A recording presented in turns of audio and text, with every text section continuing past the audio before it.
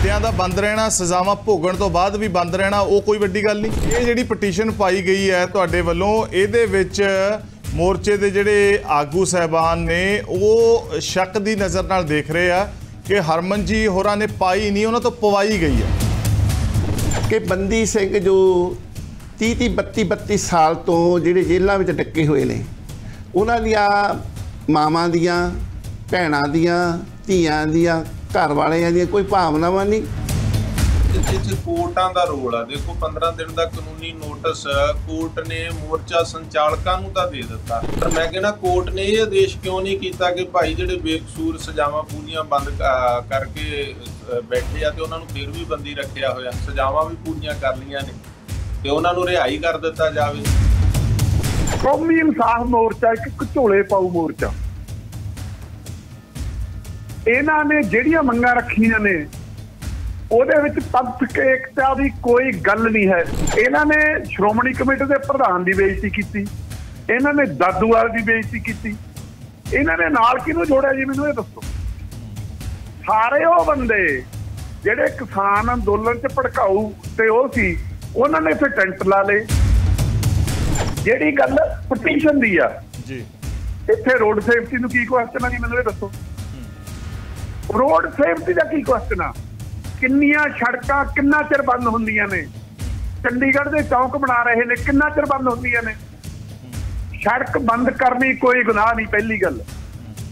ਦੂਜੀ ਗੱਲ, ਇਹ ਸੜਕ ਬੰਦ ਮੋਰਚੇ ਨੇ ਨਹੀਂ ਕੀਤੀ, ਇਹ ਪ੍ਰਸ਼ਾਸਨ ਨੇ ਕੀਤੀ ਆ।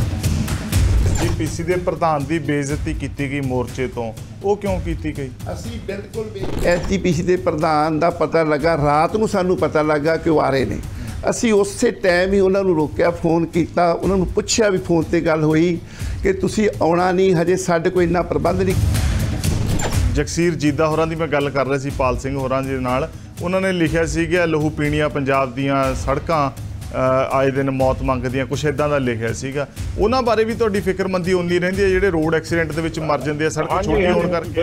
ਬਹੁਤ ਸਾਰੇ ਇੱਦਾਂ ਦੇ ਟੋਲ ਰੋਡ ਮੈਂ ਆਪ ਦੇਖੇ ਆ, ਸਾਡੇ ਵੀ ਸਿੰਘ ਫਸਦੇ ਰਹਿੰਦੇ ਆ ਕਿਤੇ ਨਾ ਕਿਤੇ ਇਹਨਾਂ ਦੇ ਨਾਲ। ਉਹ ਜਿਹੜੇ ਉਹ ਲੋਕਾਂ ਤੋਂ ਵਸੂਲੀ ਕਰਦੇ ਆ, ਉਹ ਆਪਣੇ ਤੈਅ ਸ਼ਰਤਾਂ ਦੇ ਮਾਪਦੰਡ ਦੇ ਉੱਤੇ ਸਹੀ ਖਰੇ ਨਹੀਂ ਉਤਰਦੇ। ਮਿਸਾਲ ਦੇ ਤੌਰ 'ਤੇ ਜਾਂ ਤਾਂ ਲਾਈਟ ਨਹੀਂ ਹੁੰਦੀ, ਜਾਂ ਉੱਥੇ ਜੈਬਰਾ ਕ੍ਰਾਸਿਸ ਨਹੀਂ ਹੁੰਦੇ, ਜਾਂ ਉੱਥੇ ਜਿਹੜੇ ਉਹ ਰੇਡੀਏਟਰ ਨੇ ਉਹ ਨਹੀਂ ਆਪਣੇ ਜਿਹੜੇ ਉਹ ਰਿਫਲੈਕਟਰ ਨੇ ਉਹ ਨਹੀਂ ਹੁੰਦੇ, ਜਾਂ ਫਿਰ ਸੜਕ ਦੇ ਉੱਤੇ ਵੀ ਕਿਤੇ ਨਾ ਕਿਤੇ ਟੋਏ ਪਏ ਹੋਏ ਹੁੰਦੇ ਆ। ਕਦੇ ਉਹਨਾਂ ਨਾਲ ਵੀ ਤੁਸੀਂ ਮੱਥਾ ਲਾਇਆ, ਕਦੇ ਉਹਨਾਂ ਨਾਲ ਵੀ ਕਿਹਾ ਵੀ ਭਾਈ ਤੁਸੀਂ ਆਪਣੇ ਤੈਅ ਸ਼ਰਤਾਂ ਦੇ ਉੱਤੇ ਕੰਮ ਤਾਂ ਕਰਦੇ ਨਹੀਂ, ਪੈਸੇ ਤੁਸੀਂ ਪੂਰੇ ਲੈਂਦੇ ਹੋ?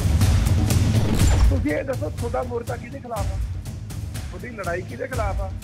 ਲੜਾਈ ਤੁਸੀਂ ਕੇਂਦਰ ਸਰਕਾਰ ਦੇ ਖਿਲਾਫ ਤੁਸੀਂ ਕਰਦੇ, ਲੜਾਈ ਤੁਸੀਂ ਪੰਜਾਬ ਸਰਕਾਰ ਦੇ ਦੱਸੋ। ਪੰਜਾਬ ਸਰਕਾਰ ਨੇ ਕੀ ਕਰਨਾ ਇਹਨਾਂ ਬੰਦੀ ਸਿੰਘਾਂ ਦੇ ਰਿਹਾਈ ਬਾਰੇ? ਜਦੋਂ ਇਹ ਮੋਰਚੇ ਤੇ ਗੰਦ ਪਾਇਆ, ਜਦੋਂ ਇੱਥੇ ਭੜਕਾਊ ਅਨਸਰ ਨੇ ਜਿਹੜੇ ਅੰਮ੍ਰਿਤਪਾਲ ਵਾਲੇ, ਦੀਪ ਸਿੱਧੂ ਵਾਲੇ ਜਾਂ ਹੋਰ, ਉਹਨਾਂ ਨੇ ਹਰ ਇੱਕ ਦੀ ਦਾੜੀ ਫੜੀ, ਪੱਗ ਰੋਲੀ। ਉਸ ਤੋਂ ਬਾਅਦ ਹਵਾਰੇ ਨੇ ਕਿਹਾ ਆਹ ਮਸਲੇ ਦੇ ਸਾਡੇ ਜਿਹੜਾ ਇਹਨਾਂ ਦੀ ਹਮਾਇਤ ਤੇ ਉਹਦਾ ਕਿਸੇ ਨੇ ਵਿਰੋਧ ਨਹੀਂ ਕਰਨਾ। ਤੁਸੀਂ ਮੁੱਦੇ ਤੇ ਮੰਗਾਂ ਸਪਸ਼ਟ ਕਰੋ ਨਾ ਜੀ। ਤੁਹਾਡੀ ਲੜਾਈ ਬਾਦਲਾਂ ਨਾਲ ਵੀ ਆ, ਤੁਹਾਡੀ ਲੜਾਈ ਸ਼੍ਰੋਮਣੀ ਕਮੇਟੀ ਨਾਲ ਵੀ ਆ, ਤੁਹਾਡੀ ਲੜਾਈ ਹਿੱਕ ਦੇ ਨਾਲ ਵੀ ਆ। ਤੁਸੀਂ ਕਹਿੰਦੇ ਹੋ ਸ਼੍ਰੋਮਣੀ ਕਮੇਟੀ ਦੇ ਪ੍ਰਧਾਨ ਨੂੰ ਕਿਹਾ ਸੀ ਅਸੀਂ ਨਾ ਹੀ, ਕਿਉਂ ਜੀ? ਇਹਦਾ ਮਤਲਬ ਤੁਸੀਂ ਇਹੋ ਜਿਹਾ ਉੱਥੇ ਇੱਕ ਲਾਣਾ ਵਾਣਾ ਇਕੱਠਾ ਕੀਤਾ ਹੋਇਆ ਸੀ ਜਿਹੜਾ ਤੁਹਾਡੀ ਗੱਲ ਨਾਲ ਸਹਿਮਤ ਨਹੀਂ ਸੀ। ਸਤਿ ਸ਼੍ਰੀ ਅਕਾਲ, ਤੁਸੀਂ ਵੇਖ ਰਹੇ ਹੋ ਰੋਜ਼ਾਨਾ ਸਪੋਕਸਮੈਨ ਦੀ ਸਪੋਕਸਮੈਨ ਡਿਬੇਟ 'ਚ ਨਵਜੋਤ ਸਿੰਘ ਢਾਲੀਵਾਲ ਵੱਲੋਂ ਸਵਾਗਤ ਹੈ। ਅੱਜ ਇਹ ਗੱਲ ਕੌਮੀ ਇਨਸਾਫ ਮੋਰਚੇ ਦੇ ਮੁੱਖ ਉਦੇਸ਼ ਤੇ ਉਸ ਉੱਤੇ ਆਏ ਕਾਨੂੰਨੀ ਨੋਟਿਸ ਦੀ ਗੱਲ ਕਰਾਂਗੇ। ਜਿਹੜੇ ਉਦੇਸ਼ ਨੇ, ਜਿਹੜੀਆਂ ਮੰਗਾਂ ਨੇ, ਉਹ ਜਿਉਂ ਦੀਆਂ ਤਿਉਂ ਖੜੀਆਂ ਨੇ, ਪਰ ਇਸ ਉੱਤੇ ਹੁਣ 15 ਦਿਨਾਂ ਦਾ ਨੋਟਿਸ ਦਿੱਤਾ ਗਿਆ ਕਿ 15 ਦਿਨਾਂ ਦੇ ਵਿੱਚ ਇਹ ਥਾਂ ਖਾਲੀ ਕਰ ਦਿਓ।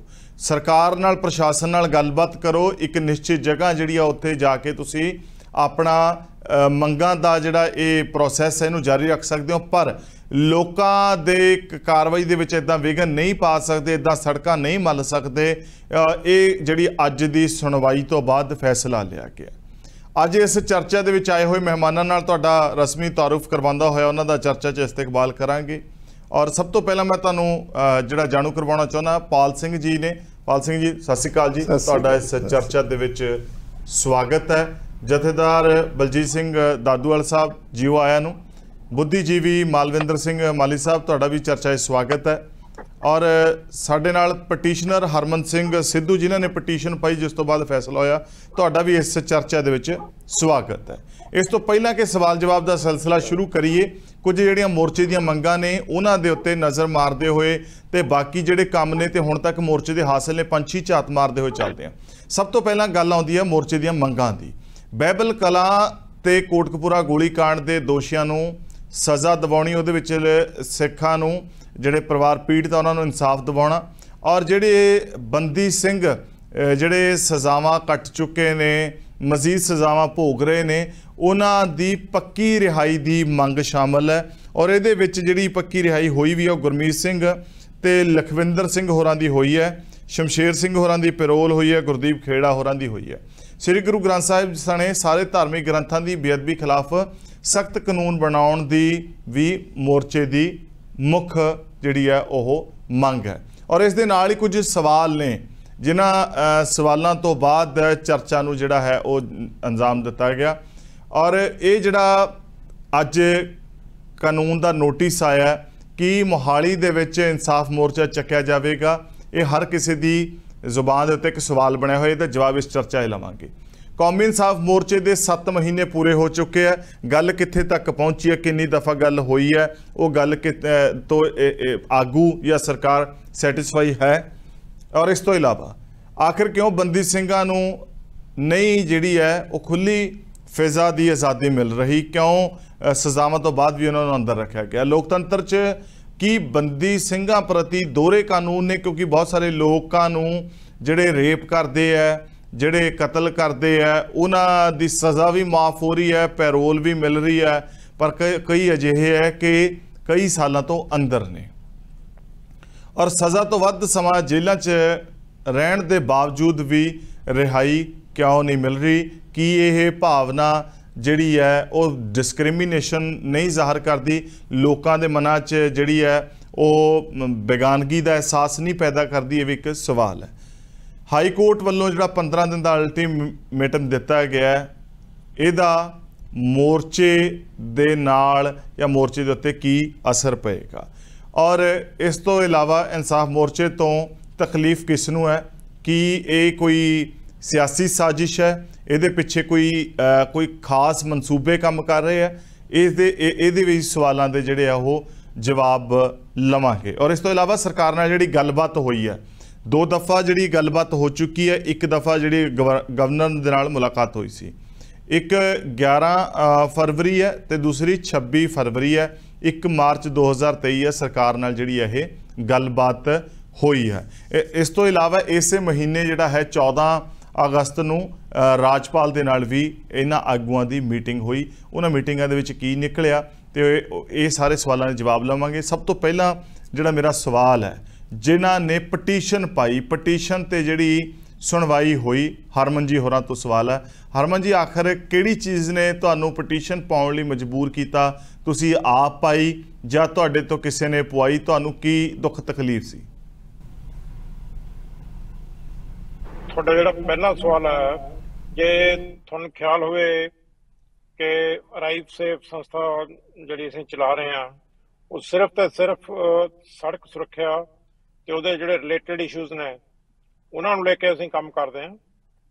ਸੋ ਇਹ ਕੋਈ ਪਹਿਲਾ ਇਦਾਂ ਦਾ ਮੈਟਰ ਦੇ ਵਿੱਚ ਅਸੀਂ ਕੋਈ ਪਟੀਸ਼ਨ ਪਾਈ ਹੋਵੇ ਔਰ ਹਾਈਵੇਜ਼ ਤੇ ਸ਼ਰਾਬ ਦੇ ਠੇਕਿਆਂ ਤੋਂ ਲੈ ਕੇ ਹੋਰ ਇਦਾਂ ਦੇ ਜਿਹੜੇ different issues concerning safe and problem free ਨਹੀਂ ਕਿਹੜੀ ਚੀਜ਼ ਤੁਹਾਨੂੰ ਲੱਗੀ? ਮਤਲਬ ਵੀ ਜਿਹੜੇ ਤੁਸੀਂ ਕਹਿੰਦੇ ਸੇਫਟੀ ਦੇ ਐਂਗਲ ਤੋਂ ਵੀ ਕਿੱਥੋਂ ਜਿਹੜੀ ਹੈ ਸੇਫਟੀ, ਕਿਉਂਕਿ ਉਹਦਾ ਸੜਕ ਚੱਲ ਹੀ ਨਹੀਂ ਰਹੀ, ਬੰਦ ਪਈ ਆ। ਬਸ ਤੁਹਾਡਾ ਜਿਹੜਾ ਸਵਾਲ ਹੈ ਇਹੀ ਜਵਾਬ ਹੈ। ਸੜਕ ਬੰਦ ਰਹਿਣੀ ਇੰਨੇ ਲੰਮੇ ਸਮੇਂ ਲਈ, ਉਹ ਜਿਹੜੇ ਬੰਦੇ ਜਿਹੜੀਆਂ ਜੈਨੂਇਨ ਡਿਮਾਂਡਸ ਆ ਉਹਨਾਂ ਨੂੰ ਸਪੋਰਟ ਵੀ ਕਰਦੇ ਆ। ਬੰਦਿਆਂ ਦਾ ਬੰਦ ਰਹਿਣਾ, ਸਜ਼ਾਵਾਂ ਭੋਗਣ ਤੋਂ ਬਾਅਦ ਵੀ ਬੰਦ ਰਹਿਣਾ, ਉਹ ਕੋਈ ਵੱਡੀ ਗੱਲ ਨਹੀਂ? ਬਿਲਕੁਲ ਹੈਗੀ ਹੈ। ਮੈਂ ਨਹੀਂ ਕਿਹਾ ਕੋਈ ਹਮਦਰਦੀ ਨਹੀਂ। ਹੈ। ਉਹਨਾਂ ਨਾਲ ਕੋਈ ਹਮਦਰਦੀ ਨਹੀਂ? ਮੈਂ ਤੁਹਾਡਾ ਜਵਾਬ ਪਹਿਲੇ ਸਵਾਲ ਤੇ ਵੀ ਦਿੱਤਾ ਕਿ ਹੈ ਜੀ, ਪਰ ਇਹ ਜਿਹੜੀ ਪਟੀਸ਼ਨ ਪਾਈ ਗਈ ਹੈ ਤੁਹਾਡੇ ਵੱਲੋਂ, ਇਹਦੇ ਵਿੱਚ ਮੋਰਚੇ ਦੇ ਜਿਹੜੇ ਆਗੂ ਸਾਹਿਬਾਨ ਨੇ ਉਹ ਸ਼ੱਕ ਦੀ ਨਜ਼ਰ ਨਾਲ ਦੇਖ ਰਹੇ ਆ ਕਿ ਹਰਮਨ ਜੀ ਹੋਰਾਂ ਨੇ ਪਾਈ ਨਹੀਂ, ਉਹਨਾਂ ਤੋਂ ਪਵਾਈ ਗਈ ਹੈ। ਇਹ ਬੜੀ ਅਨਫੋਰਚੂਨੇਟ ਗੱਲ ਹੈ ਇਦਾਂ ਸੋਚਣਾ। ਹੁਣ ਤੁਹਾਨੂੰ ਮੈਂ ਇੱਕ ਐਗਜ਼ਾਮਪਲ ਦਿੰਦਾ ਵੀ ਜਿਹੜੇ ਆਪਣੇ ਦੇਸ਼ ਦੇ ਇਸ ਵੇਲੇ ਦੇ ਗ੍ਰਹਿ ਮੰਤਰੀ ਆ, 2017 ਦੀਆਂ ਜਿਹੜੀਆਂ ਲੋਕ ਸਭਾ ਦੀਆਂ ਇਲੈਕਸ਼ਨਾਂ ਸੀ, ਸੋ ਉਸ ਵੇਲੇ ਉਹਨਾਂ ਦੀ ਜੀਂਦ ਦੇ ਵਿੱਚ ਪਹਿਲੀ ਰੈਲੀ ਸੀ ਜਿਹਦੇ ਵਿੱਚ ਸੀ ਕਿ ਵੀ ਹਰਿਆਣੇ ਦੇ ਹਰੇਕ ਬੂਥ ਤੋਂ 5-5 6-6 ਮੋਟਰਸਾਈਕਲ ਜੀਂਦ ਪਹੁੰਚਣਗੇ। ਸੋ ਮੈਂ ਤਾਂ ਉਸ ਚੀਜ਼ ਦੇ ਖਿਲਾਫ ਵੀ ਪਾਈ ਸੀ ਪਟੀਸ਼ਨ। ਸੋ ਉਸ ਵੇਲੇ ਚਲੋ ਮੈਂ ਪਾਲ ਸਿੰਘ ਹੋਰਾਂ ਨੂੰ ਪੁੱਛ ਲੈਣਾ। ਪਾਲ ਸਿੰਘ ਮੁੱਦੇ ਤੇ ਰਹੀ ਹੈ ਤਾਂ ਬੈਟਰ ਹੈ। ਨਹੀਂ, ਮੁੱਦੇ ਤੇ ਹੀ ਹੈ ਸਰ। ਗੱਲ ਇਹ ਹੈ ਵੀ ਜਿਹੜਾ ਅੱਜ ਅਦਾਲਤ ਨੇ ਫੈਸਲਾ ਸੁਣਾਇਆ ਉਹ ਤੁਹਾਡੀ ਪਟੀਸ਼ਨ ਤੋਂ ਬਾਅਦ ਜਿਹੜਾ ਹੈ ਉਹ ਸੁਣਾਇਆ ਗਿਆ। ਉਹਦੇ ਵਿੱਚ ਤੁਹਾਡੀ ਮੰਗ, ਤੁਹਾਡੇ ਉਦੇਸ਼ ਹੈ ਜਾਂ ਜਿਹੜਾ ਤੁਹਾਡਾ ਫਿਕਰ ਹੈ ਲੋਕਾਂ ਪ੍ਰਤੀ, ਉਹ ਵੀ ਇੰਪੋਰਟੈਂਟ ਹੈ। ਪਰ ਇਹ ਕਿਸ ਐਂਗਲ ਤੋਂ ਸੋਚ ਰਹੇ ਆ, ਇਹਨਾਂ ਦੀ ਫਿਕਰਮੰਦੀ ਵੀ ਜਿਹੜੀ ਇੰਪੋਰਟੈਂਟ ਹੈ। ਪਾਲ ਸਿੰਘ ਜੀ, ਬਿਲਕੁਲ ਹੈ। ਜਿਹੜੀ ਇਹ 15 ਦਿਨ ਦਾ ਨੋਟਿਸ ਦਿੱਤਾ ਗਿਆ, ਆਮ ਲੋਕਾਂ ਦੇ ਵਿੱਚ ਇਸ ਮੋਰਚੇ ਨਾਲ ਜੁੜੀਆਂ ਭਾਵਨਾਵਾਂ ਦਾ ਸਵਾਲ ਹੈ ਕਿ ਹੁਣ ਮੋਰਚਾ ਖਤਮ ਹੋ ਜਾਵੇਗਾ, ਕੀ ਜਬਰੀ ਚੁਕਵਾ ਦਿੱਤਾ ਜਾਏਗਾ? ਕਿਉਂਕਿ ਇਹ ਗੱਲ ਕਹੀ ਗਈ ਹੈ ਫਿਰ ਸਖਤੀ ਵਰਤਣੀ ਪੈ ਸਕਦੀ ਹੈ। ਮੈਂ ਤਾਂ ਹਰਮਨ ਜੀ ਦਾ ਉਹਨੇ ਆਪ ਹੀ ਉੱਤਰ ਦੇ ਦਿੱਤਾ ਜੋ ਤੁਸੀਂ ਸਵਾਲ ਕੀਤਾ ਵੀ ਬੰਦੀ ਸਿੰਘ ਜਿਹੜੇ ਉਹਨਾਂ ਬਾਰੇ ਵੀ ਉਹਨਾਂ ਨੂੰ ਫਿਕਰ ਹੈ। ਅਸੀਂ ਇਹ ਪੁੱਛਣਾ ਚਾਹੁੰਦੇ ਹਰਮਨ ਜੀ ਨੂੰ, ਅਸੀਂ ਤਾਂ ਸ੍ਰੀ ਗੁਰੂ ਗ੍ਰੰਥ ਸਾਹਿਬ ਜਿਹਦੇ ਕਿ ਸਮੁੱਚੇ ਭਾਰਤ ਦੇ ਵੱਖਰੇ ਵੱਖਰੇ ਜਾਤਾਂ ਸ਼੍ਰੇਣੀਆਂ ਵਿੱਚ ਜਨਮ ਲਿਆ ਭਗਤਾਂ ਦੀ ਗੁਰਬਾਣੀ ਹੈ। ਅਸੀਂ ਉਹਨਾਂ ਵਾਸਤੇ ਇਕੱਲੇ ਵਾਸਤੇ ਨਹੀਂ, ਅਸੀਂ ਤਾਂ ਇਹ ਚਾਹੁੰਦੇ ਹਾਂ ਵੀ ਵਾਰ-ਵਾਰ ਇਸ ਧਰਤੀ 'ਤੇ ਪੰਜਾਬ ਵਿੱਚ ਹੀ ਸ੍ਰੀ ਗੁਰੂ ਗ੍ਰੰਥ ਸਾਹਿਬ ਦੀ ਬੇਅਦਬੀ ਹੋ ਰਹੀ ਹੈ ਅਤੇ ਕਿਸੇ ਹੋਰ ਦੇਸ਼ ਵਿਦੇਸ਼ ਦੇ ਵਿੱਚ ਨਹੀਂ ਹੋ ਰਹੀ, ਵੀ ਉਹਦੇ ਵਾਸਤੇ ਅਤੇ ਬਾਕੀ ਧਾਰਮਿਕ ਗ੍ਰੰਥਾਂ ਵਾਸਤੇ ਕੋਈ ਸਖਤ ਕਾਨੂੰਨ ਬਣੇ ਵੀ ਜਿਹੜੀ ਘੱਟ ਤੋਂ ਘੱਟ ਰੋਕਥਾਮ ਪਵੇ। ਇੱਕ ਇਹਨਾਂ ਦੇ ਵਾਸਤੇ ਸਾਡੇ ਵੱਲੋਂ ਬੇਨਤੀ ਹੈ ਕਿ ਬੰਦੀ ਸਿੰਘ ਜੋ 30-32 ਸਾਲ ਤੋਂ ਜਿਹੜੇ ਜੇਲ੍ਹਾਂ ਵਿੱਚ ਡੱਕੇ ਹੋਏ ਨੇ, ਉਹਨਾਂ ਦੀਆਂ ਮਾਵਾਂ ਦੀਆਂ, ਭੈਣਾਂ ਦੀਆਂ, ਧੀਆਂ ਦੀਆਂ, ਘਰ ਵਾਲਿਆਂ ਦੀਆਂ ਕੋਈ ਭਾਵਨਾਵਾਂ ਨਹੀਂ। ਉਹ ਨਹੀਂ ਇੱਕ ਘਰੇ ਕੋਈ ਜੀ ਘਰ ਦਾ 10 ਮਿੰਟ ਵੀ ਘੰਟਾ ਵੀ ਲੇਟ ਹੋ ਜਾਏ ਆਪਦੇ ਟਾਈਮ ਤੋਂ, ਉਸ ਜੀ ਦੀ ਮਾਂ, ਧੀ, ਭੈਣ ਜਾਂ ਘਰ ਵਾਲੀ ਉਹ ਦਰਵਾਜ਼ੇ ਵਿੱਚ ਹੀ ਦੇਖਦੀ ਰਹਿੰਦੀ ਹੈ ਕਿ ਉਹਨਾਂ ਬਾਰੇ ਨਹੀਂ ਅਸੀਂ ਸੋਚਦੇ ਵੀ ਉਹਨਾਂ ਵਾਸਤੇ ਅਸੀਂ ਕੁਛ ਇੱਥੇ ਮੋਰਚਾ ਲਾਇਆ। ਜਦੋਂ ਸਾਡੀਆਂ ਸਾਰੇ ਰਸਤੇ ਬੰਦ ਹੋ ਗਏ, ਅਸੀਂ ਤਾਂ ਰਸਤਾ ਬੰਦ ਨਹੀਂ ਕੀਤਾ, ਸਰਕਾਰ ਨੇ ਬੰਦ ਕਰਾਇਆ। ਅਸੀਂ ਤਾਂ ਚਾਹੁੰਦੇ ਸੀ ਗਵਰਨਰ ਹਾਊਸ ਜਾਣਾ, ਉਸ ਸਮੇਂ ਦੇ CM ਦੇ ਪਾਸ ਜਾਣਾ ਵੀ ਸਾਡੀਆਂ ਮੰਗਾਂ ਮੰਨੋ। ਰਸਤਾ ਤਾਂ ਸਰਕਾਰ ਨੇ ਬੰਦ ਕੀਤਾ ਹੈ, ਪਰ ਤੁਸੀਂ ਇਹ ਵੀ ਸੋਚੋ ਕਿ ਜਿਹੜੇ ਉਹ ਬੀਬੀਆਂ ਭੈਣਾਂ 30-32 ਸਾਲ ਤੋਂ ਇੰਤਜ਼ਾਰ ਕਰ ਰਹੀਆਂ, ਉਹਨਾਂ ਦੀ ਸੋਚ ਕੀ ਹੋਊਗੀ? ਤੁਹਾਨੂੰ ਤਾਂ ਥੋੜ੍ਹੀ ਜਿਹੀ ਇਹ ਤਕਲੀਫ ਹੋਈ ਹੋਊਗੀ, ਹੈ ਵੀ ਹੈ, ਅਸੀਂ ਮੰਨਦੇ ਵੀ ਹਾਂ, ਅਸੀਂ ਕਿਸੇ ਨੂੰ ਦੁੱਖ ਨਹੀਂ ਦੇਣਾ ਚਾਹੁੰਦੇ ਵੀ 2-4 ਮਿੰਟ ਤੁਸੀਂ ਲੇਟ ਹੁੰਦੇ ਹੋਵੋਗੇ, ਪਰ ਉਹਨਾਂ ਬਾਰੇ ਵੀ ਆਪਾਂ ਸੋਚੀਏ ਵੀ ਸਿੱਧੂ ਸਾਹਿਬ ਇਸ ਗੱਲ ਦੇ ਉੱਤੇ ਕੋਈ ਜਵਾਬ ਦੇਣਾ ਚਾਹੁੰਦੇ ਹੋ ਇਸ ਤੋਂ ਪਹਿਲਾਂ ਕਿ ਮੈਂ ਬਾਕੀ ਬੁਲਾਰਿਆਂ ਕੋਲ ਜਾਵਾਂ? ਗੱਲ ਉਹਨਾਂ ਠੀਕ ਹੈ ਕਿ ਰਾਹ ਅਸੀਂ ਬੰਦ ਨਹੀਂ ਕੀਤਾ, ਸਰਕਾਰ ਨੇ ਗੱਲਬਾਤ ਬੰਦ ਕਰਕੇ ਰਾਹ ਬੰਦ ਕਰਵਾਏ ਨੇ। ਦੇਖੋ, ਮੈਂ ਤਾਂ ਇਹ ਵੀ ਸੋਚਦਾ ਕਿ ਮੁੱਖ ਮੰਤਰੀ ਸਾਹਿਬ ਆਪ ਜਿੱਥੇ ਮੋਰਚਾ ਲੱਗਿਆ ਹੋਇਆ ਹੈ ਉੱਥੇ ਆ ਸਕਦੇ ਆ ਕੇ ਗੱਲ ਕਰ ਸਕਦੇ ਆ ਤਾਂ ਕਿ ਕੋਈ ਰਾਹ ਨਿਕਲਦਾ ਹੋਵੇ, ਤਾਂ ਕਿ ਮਸਲਾ ਹੱਲ ਹੋਵੇ। ਸੋ ਇਟਸ ਨਾਟ ਕਿ ਵੀ ਆਪਾਂ ਪਟੀਸ਼ਨ ਪਾ ਕੇ ਇਹ ਚਾਹੁੰਦੇ ਕਿ ਵੀ ਇੱਕ ਤਕਰਾਰ ਦਾ ਮਾਹੌਲ ਬਣੇ। CM ਸਾਹਿਬ ਆਪ ਆ ਸਕਦੇ ਆ, ਜਾਂ ਉਹਨਾਂ ਤੱਕ ਕਿਉਂ ਨਹੀਂ ਇਹ ਹੋ ਸਕਦਾ ਕਿ ਵੀ ਸਰਕਾਰ ਕਹੇ ਜੀ ਲੋ ਜੀ ਅਸੀਂ 7 ਜਾਂ 10 ਜਿੰਨੇ ਵੀ ਆਗੂ ਵੀ ਆ ਬੱਸ ਦੇ ਵਿੱਚ ਉਹਨਾਂ ਨੂੰ ਬਿਠਾ ਕੇ ਅਸੀਂ CM ਆਫਿਸ ਲੈ ਕੇ ਜਾ ਰਹੇ ਹਾਂ ਤੇ ਇਸ ਚੀਜ਼ ਤੇ ਗੱਲਬਾਤ ਹੋ ਜਾਵੇ ਤੇ ਜੋ ਵੀ ਬਣਦੀ ਕਾਰਵਾਈ, ਕਾਨੂੰਨ ਹੋਣਾ ਬਹੁਤ ਜ਼ਰੂਰੀ ਹੈ, ਕੋਈ ਇਹਦੇ ਵਿੱਚ ਦੋ ਰਾਏ ਨਹੀਂ ਹੈਗੀ। ਵੀ ਜਿਹੜੀ ਬੇਅਦਬੀ ਹੈ ਉਹ ਬਹੁਤ ਦਿਨਾਂ ਤੱਕ ਜਦ ਖਬਰ ਦੂਜੇ ਦਿਨ ਖਬਰ ਆ ਜਾਂਦੀ, ਕਦੇ ਇੱਥੇ ਬੇਅਦਬੀ ਹੋ ਗਈ, ਕਦੇ ਉੱਥੇ ਹੋ ਗਈ। ਸੋ ਆਪਾਂ ਸਾਰਿਆਂ ਨੂੰ ਇਸ ਚੀਜ਼ ਦਾ ਬਹੁਤ ਅਫਸੋਸ ਹੁੰਦਾ, ਚੁਭਦੀ ਆ ਉਹ ਵੀ ਇਹ ਕੀ ਹੋ ਰਿਹਾ ਹੈ ਤੇ ਕਿਉਂ ਹੋ ਰਿਹਾ। ਠੀਕ ਹੈ ਦਾਦੂਵਾਲ ਸਾਹਿਬ, 7 ਮਹੀਨੇ ਤੋਂ ਵੱਧ ਦਾ ਸਮਾਂ ਹੋ ਗਿਆ, 7 ਮਹੀਨੇ ਤੋਂ 10 ਦਿਨ ਜਿਹੜੇ ਆ ਉੱਪਰ ਸਮਾਂ ਹੋ ਚੁੱਕਿਆ। ਮੋਰਚੇ ਦਾ ਹਾਸਲ ਕੀ ਮੰਨਦੇ ਹੋ ਤੇ ਅੰਜਾਮ ਕੀ ਦੇਖਦੇ ਹੋ? ਦੇਖੋ ਧਾਲੀਵਾਲ ਸਾਹਿਬ, ਮੈਂ ਦੋ ਮੁੱਦਿਆਂ ਤੇ ਗੱਲ ਕਰੂੰਗਾ। ਜਿਹੜਾ ਤੁਸੀਂ ਸਵਾਲ ਕੀਤਾ ਇਹਦੇ ਵੱਲ ਵੀ ਆਵਾਂਗਾ। ਪਹਿਲਾਂ ਤਾਂ ਮੈਂ ਸਰਦਾਰ ਹਰਮਨ ਸਿੰਘ ਸਿੱਧੂ ਦੀਆਂ ਭਾਵਨਾਵਾਂ ਦੀ ਕਦਰ ਕਰਦਾ ਕਿ ਉਹਨਾਂ ਨੇ ਆਉਂਦੇ ਜਾਂਦੇ ਲੋਕਾਂ, ਰਾਹੀਆਂ ਪਾਉਂਦੀਆਂ ਮੁਸਾਫਰਾਂ ਦੀ ਮੁਸੀਬਤ ਨੂੰ ਦੇਖ ਕੇ ਇਹ ਜਿਹੜੀ ਪਟੀਸ਼ਨ ਉਹਨਾਂ ਨੇ ਪਾਈ ਆ।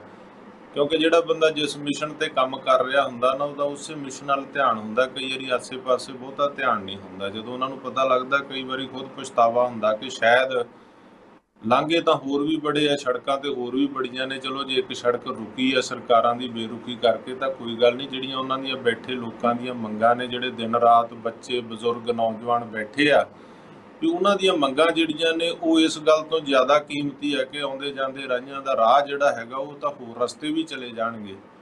ਪਰ ਜਿਹੜੇ 30-30 ਸਾਲ ਤੋਂ ਬੰਦੀ ਸਿੰਘ ਬੈਠੇ ਆ, ਜਾਂ ਬਾਣੀ ਦੀ ਬੇਅਦਬੀ ਜਿਹਦੇ 'ਚ ਸਮੂਹ ਧਰਮਾਂ ਦੀ ਬਾਣੀ ਆ, ਜਿਵੇਂ ਸਰਦਾਰ ਪਾਲ ਸਿੰਘ ਫਰਾਂਸ ਨੇ ਦੱਸਿਆ, ਸਮੂਹ ਧਰਮਾਂ ਦੇ ਵਿੱਚ ਪੈਦਾ ਹੋਏ ਰਹਿਬਰਾਂ ਦੀ, ਭਗਤਾਂ ਦੀ, ਸੰਤਾਂ ਦੀ ਬਾਣੀ ਆ, ਤੇ ਉਸ ਦੀ ਥਾਂ ਥਾਂ ਤੇ ਬੇਅਦਬੀ ਹੋ ਰਹੀ ਹੈ। ਤੇ ਉਹਦੇ ਨਾਲ ਹੀ ਮੋਰਚੇ ਦੀ ਮੰਗ ਧਰਮ ਗ੍ਰੰਥਾਂ ਲਈ ਸਖਤ ਕਾਨੂੰਨ ਆ, ਚਾਹੇ ਉਹ ਪਵਿੱਤਰ ਬਾਈਬਲ ਆ, ਗੀਤਾ ਆ, ਕੁਰਾਨ ਆ, ਸਭ ਦੇ ਵਾਸਤੇ ਆ ਕਿ ਕੋਈ ਵੀ ਕਿਸੇ ਧਰਮ ਦੇ ਗ੍ਰੰਥ ਦੀ ਬੇਅਦਬੀ ਕਰਦਾ ਤੇ ਉਹਦੇ ਤੇ ਸਖਤ ਕਾਨੂੰਨ ਹੋਵੇ। ਪਰ ਇਹਦੇ ਵਾਸਤੇ ਮੈਂ ਕਹਿੰਦਾ, ਚਲੋ ਉਹਨਾਂ ਦੀ ਭਾਵਨਾ, ਇਸ ਮਿਸ਼ਨ ਤੇ ਉਹ ਕੰਮ ਕਰ ਰਹੇ ਆ। ਹੁਣ ਉਹਨਾਂ ਨੇ ਖੁਦ ਪਾਈ ਜਾਂ ਕਿਸੇ ਨੇ ਪਵਾਈ ਹੈ ਤਾਂ ਚਲੋ ਉਹੀ ਜਾਣਦੇ ਆ। ਪਰ ਜੇ ਇਸ ਭਾਵਨਾ ਦੇ ਤਹਿਤ ਪਾਈ ਗਈ ਹੈ ਤੇ ਭਾਵਨਾ ਦੀ ਕਦਰ ਆ। ਸਾਨੂੰ ਵੀ ਇਸ ਗੱਲ ਦਾ ਦੁੱਖ ਆ ਕਿ ਰਾਹੀਆਂ ਪਾਉਂਦੀਆਂ ਮੁਸਾਫਰਾਂ ਦਾ ਰਾਹ ਰੁਕਦਾ। ਦੂਸਰੀ ਗੱਲ ਆ, ਪਰ ਇੱਥੇ ਸਾਡਾ ਦਰਦ ਵੱਡਾ ਆ। ਹੁਣ ਮੈਂ ਗੱਲ ਕਰਨੀ ਚਾਹੂੰਗਾ ਅਦਾਲਤ ਦੀ, ਕੋਰਟ ਦੀ, ਮਾਣਯੋਗ ਹਾਈ ਕੋਰਟ। ਦੇਖੋ, ਜਦੋਂ ਸਾਨੂੰ ਸਭ ਤੋਂ ਪਹਿਲਾਂ ਮੁਸ਼ਕਲ ਆਉਂਦੀ ਆ, ਅਸੀਂ ਪੁਲਿਸ ਥਾਣਿਆਂ 'ਚ ਜਾਂਦੇ ਆ। ਥਾਣਿਆਂ ਤੋਂ ਬਾਅਦ ਅਸੀਂ ਜਿਹੜਾ ਹੈਗਾ ਸਰਕਾਰ ਕੋਲ ਜਾਂਦੇ ਆ। ਸਰਕਾਰਾਂ ਵੀ ਨਹੀਂ ਸੁਣਦੀਆਂ, ਕੋਰਟਾਂ 'ਚ ਜਾਂਦੇ ਆ। ਤੇ ਜੇ ਕੋਰਟਾਂ ਵੀ ਸਾਨੂੰ ਇਨਸਾਫ ਨਾ ਦੇਣ, ਜੇ ਅਸੀਂ ਸਰਕਾਰਾਂ ਵੱਲ ਨੂੰ ਜਾਈਏ, ਉਹ ਸਾਨੂੰ ਰਾਹ 'ਚ ਰੋਕ ਲੈਣ ਬੈਰੀਕੇਡ ਲਾ ਕੇ। ਹੁਣ ਦੇਖੋ, ਨਾ ਤਾਂ ਅਸੀਂ ਦਾਊਦ ਇਬਰਾਹੀਮ ਜਾਂ ਉਸਾਮਾ ਬਿਨ ਲਾਦਨ, ਤੇ ਨਾ ਹੀ ਸਾਡਾ ਜਿਹੜਾ ਮੁੱਖ ਮੰਤਰੀ ਆ ਉਹ ਉਸਾਮਾ ਬਿਨ ਲਾਦਨ ਜਾਂ ਦਾਊਦ ਇਬਰਾਹੀਮ ਆ, ਵੀ ਅਸੀਂ ਉਹਨੂੰ ਮਿਲ ਨਹੀਂ ਸਕਦੇ। ਉਹ ਇੱਥੇ ਦਾ ਹੁਕਮਰਾਨ ਆ, ਸ਼ਾਸਕ ਆ, ਤੇ ਸਾਡਾ ਹੀ ਚੁਣਿਆ ਹੋਇਆ ਵੋਟਾਂ ਪਾ ਕੇ, ਤੇ ਅਸੀਂ ਆਪਣੀ ਗੱਲ ਉਹਦੇ ਕੋਲੇ ਰੱਖਣੀ ਆ। ਤੇ ਮੁੱਖ ਮੰਤਰੀ ਖੁਦ ਵੀ ਮੋਰਚੇ 'ਚ ਆ ਕੇ ਗੱਲ ਕਰ ਸਕਦਾ, ਜਿਸ ਤਰ੍ਹਾਂ ਹਰਮਨ ਸਿੰਘ ਨੇ ਕਿਹਾ। ਪਰ ਮੈਂ ਸਮਝਦਾ ਜਿੱਥੇ ਇੱਥੇ ਕੋਰਟਾਂ ਦਾ ਰੋਲ ਆ। ਦੇਖੋ, 15 ਦਿਨ ਦਾ ਕਾਨੂੰਨੀ ਨੋਟਿਸ ਕੋਰਟ ਨੇ ਮੋਰਚਾ ਸੰਚਾਲਕਾਂ ਨੂੰ ਤਾਂ ਦੇ ਦਿੱਤਾ, ਇਹ ਜਗ੍ਹਾ ਖਾਲੀ ਕਰ ਦਿਓ, ਕਿ ਹੋਰ ਜਗ੍ਹਾ ਲੈ ਲਵੋ, ਪ੍ਰਸ਼ਾਸਨ ਨਾਲ ਗੱਲ ਕਰ ਲਵੋ, ਜਾਂ ਕੋਈ ਵੀ ਗੱਲ ਆ ਉਹ ਮੋਰਚਾ ਸੰਚਾਲਕ ਸਰਦਾਰ ਪਾਲ ਸਿੰਘ ਫਰਾਂਸ ਬੈਠੇ ਉਹ ਦੱਸਣਗੇ। ਪਰ ਮੈਂ ਕਹਿੰਦਾ, ਕੋਰਟ ਨੇ ਇਹ ਆਦੇਸ਼ ਕਿਉਂ ਨਹੀਂ ਕੀਤਾ ਕਿ ਭਾਈ ਜਿਹੜੇ ਬੇਕਸੂਰ ਸਜ਼ਾਵਾਂ ਪੂਰੀਆਂ ਬੰਦ ਕਰਕੇ ਬੈਠੇ ਆ, ਤੇ ਉਹਨਾਂ ਨੂੰ ਫਿਰ ਵੀ ਬੰਦੀ ਰੱਖਿਆ ਹੋਇਆ, ਸਜ਼ਾਵਾਂ ਵੀ ਪੂਰੀਆਂ ਕਰ ਲਈਆਂ ਨੇ, ਤੇ ਉਹਨਾਂ ਨੂੰ ਰਿਹਾਈ ਕਰ ਦਿੱਤਾ ਜਾਵੇ। 15 ਦਿਨ ਦਾ ਮੋਰਚਾ ਸੰਚਾਲਕਾਂ ਨੂੰ ਨੋਟਿਸ ਦੇਣ ਨਾਲੋਂ ਸਰਕਾਰ 15 ਦਿਨ ਦਾ ਨੋਟਿਸ ਦਿੰਦੀ ਪੰਜਾਬ ਸਰਕਾਰ ਨੂੰ, ਨੋਟਿਸ ਦਿੰਦੀ ਦਿੱਲੀ ਸਰਕਾਰ ਨੂੰ, ਨੋਟਿਸ ਦਿੰਦੀ ਕੇਂਦਰ ਸਰਕਾਰ ਨੂੰ ਕਿ ਭਾਈ ਜਦੋਂ ਇਹਨਾਂ ਸਜ਼ਾਵਾਂ ਪੂਰੀਆਂ ਕਰ ਲਈਆਂ ਫਿਰ ਕਿਉਂ ਬੰਦ ਆ, ਇਹਨਾਂ ਨੂੰ ਰਿਹਾ ਕਰੋ। ਜਿਹੜੇ ਸੜਕਾਂ ਤੇ ਬੈਠੇ, ਇਹਨਾਂ ਦਾ ਕੋਈ ਸ਼ੌਂਕ ਥੋੜੀ ਆ ਕੰਮਕਾਰ ਛੱਡ ਕੇ। ਅੱਜ ਬੰਦੇ ਕੋਲੇ ਕਿੰਨਾ ਕੁ ਟਾਈਮ ਆ, ਦੇਖੋ ਸਮਾਂ ਇੰਨਾ ਕੀਮਤੀ ਆ। ਪਰ 6 ਜਿਵੇਂ ਤੁਸੀਂ ਦੱਸਿਆ 7 ਮਹੀਨੇ ਹੋ ਗਏ ਆ, ਮਹੀਨਿਆਂ ਬੱਧੀ ਪਹਿਲਾਂ ਅੰਬ ਸਾਹਿਬ, ਫਿਰ ਹਸਨਪੁਰ, ਫਿਰ ਬਰਗਾੜੀ ਇਨਸਾਫ ਮੋਰਚਾ, ਹੁਣ ਕੌਮੀ ਇਨਸਾਫ ਮੋਰਚਾ, ਤੇ ਸਾਰੇ ਬੈਠੇ ਆ, ਇੰਨੇ ਦੂਰ ਦਰਾਡਿਆਂ ਤੋਂ ਆ ਰਹੇ ਆ। ਇਹ ਕੋਈ ਸ਼ੌਂਕ ਥੋੜੀ ਆ, ਦੁੱਖ ਆ, ਦਰਦ ਆ। ਇਹਦੇ ਵਾਸਤੇ ਮੈਂ ਸਮਝਦਾ ਕਿ ਕੋਰਟ ਨੂੰ, ਮਾਣਯੋਗ ਕੋਰਟ ਨੂੰ ਮੋਰਚਾ ਸੰਚਾਲਕਾਂ ਨੂੰ ਨੋਟਿਸ ਦੇਣ ਦੀ ਬਜਾਏ ਸਰਕਾਰਾਂ ਨੂੰ ਨੋਟਿਸ ਦੇਣਾ ਚਾਹੀਦਾ ਸੀ ਕਿ ਆ ਜਿਨ੍ਹਾਂ ਦੀ ਰਿਹਾਈ ਬਣਦੀ ਆ ਕਿਉਂ ਨਹੀਂ ਕੀਤੀ ਜਾ ਰਹੀ। ਜਥੇਦਾਰ ਹਵਾਰਾ ਸਾਹਿਬ ਤੇ ਦਿੱਲੀ 'ਚ ਕੇਸ ਕੋਈ ਨਹੀਂ ਆ, ਮੁਹਾਲੀ ਪੇਸ਼ ਕਰਨਾ, ਉੱਥੇ ਕਰ ਨਹੀਂ ਰਹੇ। ਉਹਨਾਂ ਦੀ ਮਾਤਰ ਭੂਮੀ ਜਿਹੜੀ ਆ ਉਹ ਪੰਜਾਬ ਆ। ਉਹ ਆਪਣੀ ਜੇ ਕੋਈ ਉਹਨਾਂ ਦੀ ਕੈਦ ਬਾਕੀ ਆ ਤੇ ਉਹਨਾਂ ਨੂੰ ਪੰਜਾਬ ਕਿਉਂ ਨਹੀਂ ਸ਼ਿਫਟ ਕੀਤਾ ਜਾਂਦਾ? ਇੱਥੇ ਆ ਕੇ ਉਹ ਆਪਣੀ ਜਿਹੜੀ ਹੈਗੀ ਆ ਸਜ਼ਾ ਪੂਰੀ ਕਰ ਲੈਣ। ਜੇ ਕੋਈ ਸਜ਼ਾ ਬਾਕੀ ਆ ਤਾਂ ਪ੍ਰੋਫੈਸਰ ਦਵਿੰਦਰਪਾਲ ਸਿੰਘ ਭੁੱਲਰ ਨੇ ਸਰੀਰਕ ਤੌਰ ਤੇ ਤਕਲੀਫ 'ਚ ਨੇ, ਉਹਨਾਂ ਨੂੰ ਕਿਉਂ ਇੱਥੇ ਜਿਹੜਾ ਹੈਗਾ ਵਾ ਉਹ ਇਸ ਤਰੀਕੇ ਨਾਲ ਰੱਖਿਆ ਗਿਆ ਜਦੋਂ ਸਜ਼ਾ ਪੂਰੀ ਕਰ ਚੁੱਕੇ ਰਿਹਾਈ ਹੋਣੀ ਚਾਹੀਦੀ। ਭਾਈ ਗੁਰਦੀਪ ਸਿੰਘ ਖੈੜਾ ਵਾ, ਉਹ ਕਰਨਾਟਕਾ ਸਟੇਟ ਦੇ ਕੈਦੀ ਆ, ਅੰਮ੍ਰਿਤਸਰ ਸਾਹਿਬ ਰੱਖਿਆ ਗਿਆ, ਉਹਨਾਂ ਨੂੰ ਸ਼ਿਫਟ ਕੀਤਾ ਗਿਆ। ਤਾਂ ਉਹਨਾਂ ਨੂੰ ਵੀ ਜੇ ਸ਼ਿਫਟ ਕੀਤਾ, ਜਥੇਦਾਰ ਹਵਾਰਾ ਸਾਹਿਬ ਨੂੰ ਕਿਉਂ ਨਹੀਂ ਕੀਤਾ ਜਾ ਸਕਦਾ? ਇਹਨਾਂ ਦੀਆਂ ਰਿਹਾਈਆਂ ਕਿਉਂ ਨਹੀਂ ਹੋ ਸਕਦੀਆਂ? ਸੋ ਮੈਂ ਇੱਥੇ ਜਿਹੜਾ ਰੋਸ ਮੇਰਾ, ਮੈਂ ਸਮਝਦਾ ਕਿ ਕੋਰਟ ਦੇ ਵਾਲੇ ਪਾਸੇ ਵੀ ਸਾਡਾ ਜਾਂਦਾ ਕਿ ਅਸੀਂ ਤਾਂ ਮਾਣਯੋਗ ਕੋਰਟਾਂ ਤੋਂ ਇਨਸਾਫ ਦੀ ਆਸ ਰੱਖਦੇ ਹਾਂ। ਤੇ ਜੇ ਕੋਰਟਾਂ ਹੀ ਸਾਨੂੰ ਹੀ ਨੋਟਿਸ ਕੱਢਣ ਲੱਗ ਜਾਣ, ਜਿਹੜੇ ਅਸੀਂ ਪ੍ਰਦਰਸ਼ਨ ਕਰ ਰਹੇ ਹਾਂ, ਦੁਖੀ ਆ, ਸਾਡੇ ਹਿਰਦੇ ਬਲੁੰਦਰੇ ਪਏ ਆ ਕਿ ਸਾਡੇ ਨਾਲ ਇਨਸਾਫ ਨਹੀਂ ਹੋ ਰਿਹਾ, ਸਾਡੇ ਗੁਰੂ ਦੀ ਬੇਅਦਬੀ ਹੋ ਰਹੀ ਆ, ਤੇ ਸਾਨੂੰ ਉਸ ਦਿਨ ਤੇ ਇਹ ਜਿਹੜਾ ਹੈਗਾ ਵਾ ਰੋਸ ਮਾਰਚ ਕੱਢਣਾ ਪੈ ਰਿਹਾ ਜਦੋਂ ਸਾਰਾ ਦੇਸ਼ ਆਜ਼ਾਦੀ ਦਾ ਜਸ਼ਨ ਮਨਾ ਰਿਹਾ। ਤੇ ਜਿਸ ਆਜ਼ਾਦੀ ਲਈ ਸਭ ਤੋਂ ਵੱਧ ਖੂਨ ਅਸੀਂ ਡੋਲਿਆ, ਕੁਰਬਾਨੀ ਅਸੀਂ ਕੀਤੀ, ਤੇ ਉੱਥੇ ਸਾਨੂੰ ਆਜ਼ਾਦੀ ਵਾਲੇ ਦਿਨ ਜਿਹੜੇ ਆਪਣੇ ਗੁਰੂ ਦੀ ਬੇਅਦਬੀ ਦਾ ਇਨਸਾਫ ਮੰਗਣਾ ਪੈ ਰਿਹਾ, ਉਹ ਵੀ ਸੜਕਾਂ ਤੇ। ਕਿੰਨੀਆਂ ਸੰਗਤਾਂ ਨੰਗੇ ਪੈਰੀ ਸੀ। ਮੈਂ ਖੁਦ 10-15 ਕਿਲੋਮੀਟਰ ਨੰਗੇ ਪੈਰੀ ਚੱਲਿਆ, ਮੇਰੇ ਪੈਰਾਂ 'ਚ ਅਜੇ ਤੱਕ ਛਾਲੇ ਪਏ ਹੋਏ ਆ। ਨਵਜੋਤ ਸਿੰਘ ਜੀ, ਸਾਡਾ ਕੋਈ ਸ਼ੌਂਕ ਥੋੜ੍ਹੀ ਆ। ਕਿੰਨੀਆਂ ਹਜ਼ਾਰਾਂ ਸੰਗਤਾਂ ਸੀ ਨੰਗੇ ਪੈਰੀ, ਪੈਰਾਂ 'ਚ ਛਾਲੇ, ਕੁਝ ਗੱਡੀਆਂ ਤੇ ਸੀ, ਕੁਝ ਟਰਾਲੀਆਂ ਤੇ, ਕੁਝ ਪੈਦਲ ਚੱਲ ਰਹੀਆਂ ਸੀ। ਉਹਨਾਂ ਦਾ ਕੋਈ ਸ਼ੌਂਕ ਥੋੜ੍ਹੀ ਹੈ। ਤੋ ਸਾਡਾ ਦੁੱਖ ਦਰਦ ਕਿਉਂ ਨਹੀਂ ਦੇਖਿਆ ਜਾ ਰਿਹਾ ਕਿ ਜਿਹੜੇ ਕੌਮ ਹੈ ਇਹ ਇਨਸਾਫ ਮੰਗ ਰਹੀ ਹੈ। ਇੱਥੇ ਇਕੱਲੇ ਸਿੱਖ ਹੀ ਨਹੀਂ, ਮੁਸਲਮਾਨ ਵੀ ਆਏ ਆ, ਹਿੰਦੂ ਵੀਰ ਵੀ ਆਏ ਆ, ਹੋਰ ਭਾਈਚਾਰਿਆਂ ਦੇ ਵੀ ਆਏ ਇਨਸਾਫ ਪਸੰਦ ਲੋਕ। ਇਹਨਾਂ ਦਾ ਦੁੱਖ ਦਰਦ ਜੇ ਕੋਰਟਾਂ ਨੇ ਨਹੀਂ ਸੁਣਨਾ ਤੇ ਫਿਰ ਸੁਣਨਾ ਕਿਹਨੇ? ਦੱਸੋ। ਫਿਰ ਤਾਂ ਬੇਗਾਨਗੀ ਦਾ ਅਹਿਸਾਸ ਹੁੰਦਾ ਨਾ। ਠੀਕ ਹੈ, ਮੈਂ ਆਉਂਗਾ ਦਾਦੂਵਾਲ ਸਾਹਿਬ, ਥੋੜਾ ਜਿਹਾ ਤਰਕ ਦੀ ਸਾਣ ਤੇ ਗੱਲ ਕਰਦੇ ਹਾਂ।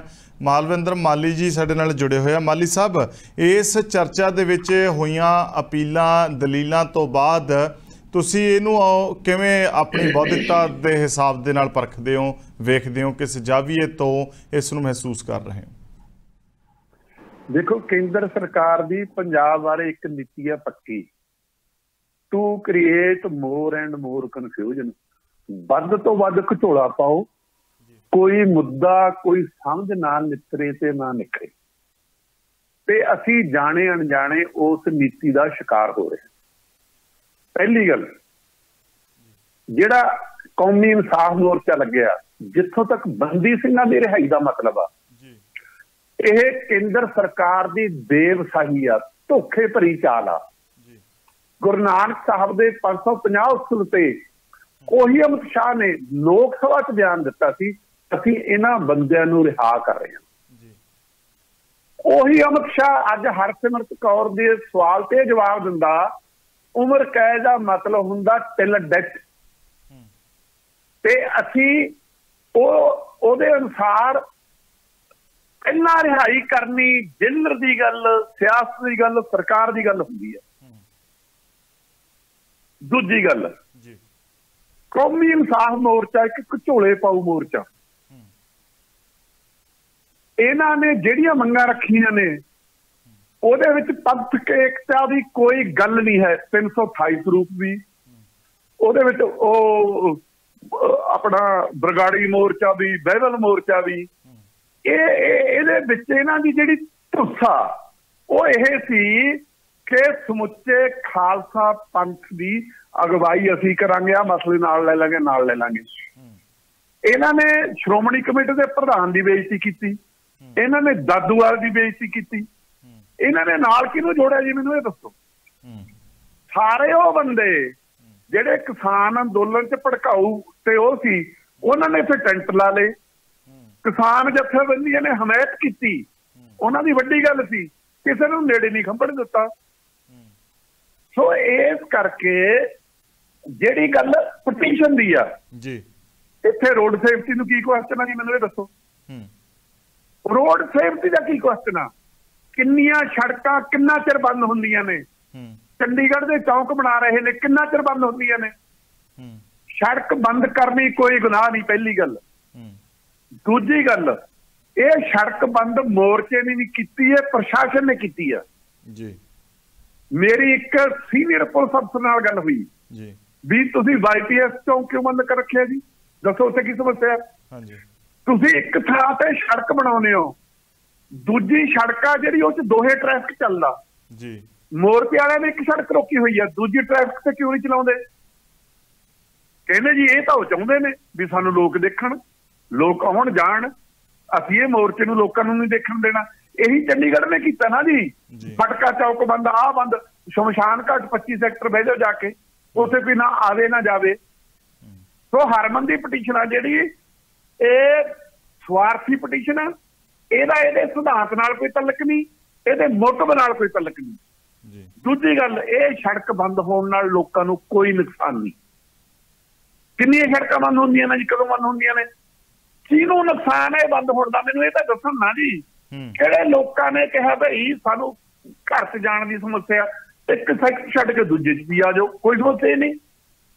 ਤੁਸੀਂ ਵਾਈਪੀਐਸ ਚੌਕ ਖੋਲ ਲਓ, ਤੁਸੀਂ ਜਿੱਥੇ ਚੰਡੀਗੜ੍ਹ ਨੇ ਰੋਕ ਲਈ ਆ ਉਹ ਚੌਕ ਖੋਲ ਲਓ, ਧਰਨਾ ਬੈਠਾ ਸਿੰਗਲ ਰੋਡ ਖੋਲ ਲਓ, ਕੀ ਸਮੱਸਿਆ? ਕੋਈ ਸਮੱਸਿਆ ਨਹੀਂ ਜੀ। ਇਹ ਜਾਣ ਕੇ ਪ੍ਰੋਬਲਮ ਕ੍ਰੀਏਟ ਕੀਤੀ ਜਾ ਰਹੀ ਆ। ਹਾਈ ਕੋਰਟ ਦਾ ਜਿਹੜਾ ਫੈਸਲਾ ਜੀ, ਉਹ ਬਿਲਕੁਲ ਗਲਤ ਫੈਸਲਾ। ਠੀਕ ਠੀਕ ਹੈ। ਜਿਹੜੀਆਂ ਦੂਜੀਆਂ ਗੱਲਾਂ ਅਸੀਂ ਕਰਦੇ ਆ ਨਾ ਜੀ ਵੀ ਆਏ ਸੋਚਣਾ ਚਾਹੀਦਾ ਜੀ, ਐ ਦੇਖਣਾ, ਅਸੀਂ ਆਪ ਸਪਸ਼ਟ ਨਹੀਂ ਉਹਨਾਂ ਗੱਲਾਂ ਬਾਰੇ। ਜਦੋਂ ਤੁਸੀਂ ਇਨਸਾਫ ਦੀ ਥਾਂ ਵੋਟ ਦੀ ਰਾਜਨੀਤੀ ਕਰੋਗੇ, ਤੁਸੀਂ ਇਹੀ ਇਨਸਾਫ ਮੋਰਚਾ ਨਾ ਜੀ, ਜਦੋਂ ਬਹੁਤ ਵੱਡਾ ਇਕੱਠ ਹੋਇਆ ਸੀ, ਇਹਨਾਂ ਨੇ ਐਲਾਨ ਕੀਤਾ ਅੱਜ ਕੌਮ ਨੇ ਜਥੇਦਾਰ ਹਵਾਰਾ ਨੂੰ ਆਪਣਾ ਮੁੜ ਕੇ ਮੰਨ ਲਿਆ ਤਖਤ ਦਾ ਜਥੇਦਾਰ। ਤੁਸੀਂ ਚੱਬੇ ਚ ਕੀਤਾ, ਮੁਤਬਾਦਲ ਜਥੇਦਾਰ ਕੀਤਾ, ਤੁਸੀਂ ਹਵਾਰੇ ਨੂੰ ਕੌਮ ਦਾ ਜਥੇਦਾਰ ਸਾਬਤ ਕਰਨਾ ਚਾਹੁੰਦੇ ਹੋ ਜਾਂ ਕੋਈ ਮਸਲਾ ਹੱਲ ਕਰਨਾ ਚਾਹੁੰਦੇ ਹੋ? ਇਹਨਾਂ ਨੇ ਸਾਰੇ ਭਜਾ ਤੇ, ਉਹਨਾਂ ਕੋਲ ਕੋਈ ਆ ਨਹੀਂ ਰਿਹਾ। ਸੋ ਇਸ ਕਰਕੇ ਗੱਲਾਂ ਨੂੰ ਗੰਭੀਰਤਾ ਨਾਲ ਲੈਣ ਦੀ ਲੋੜ ਆ। ਇਹ ਸਾਰੀ ਵੋਟ ਸਿਆਸਤ ਆ।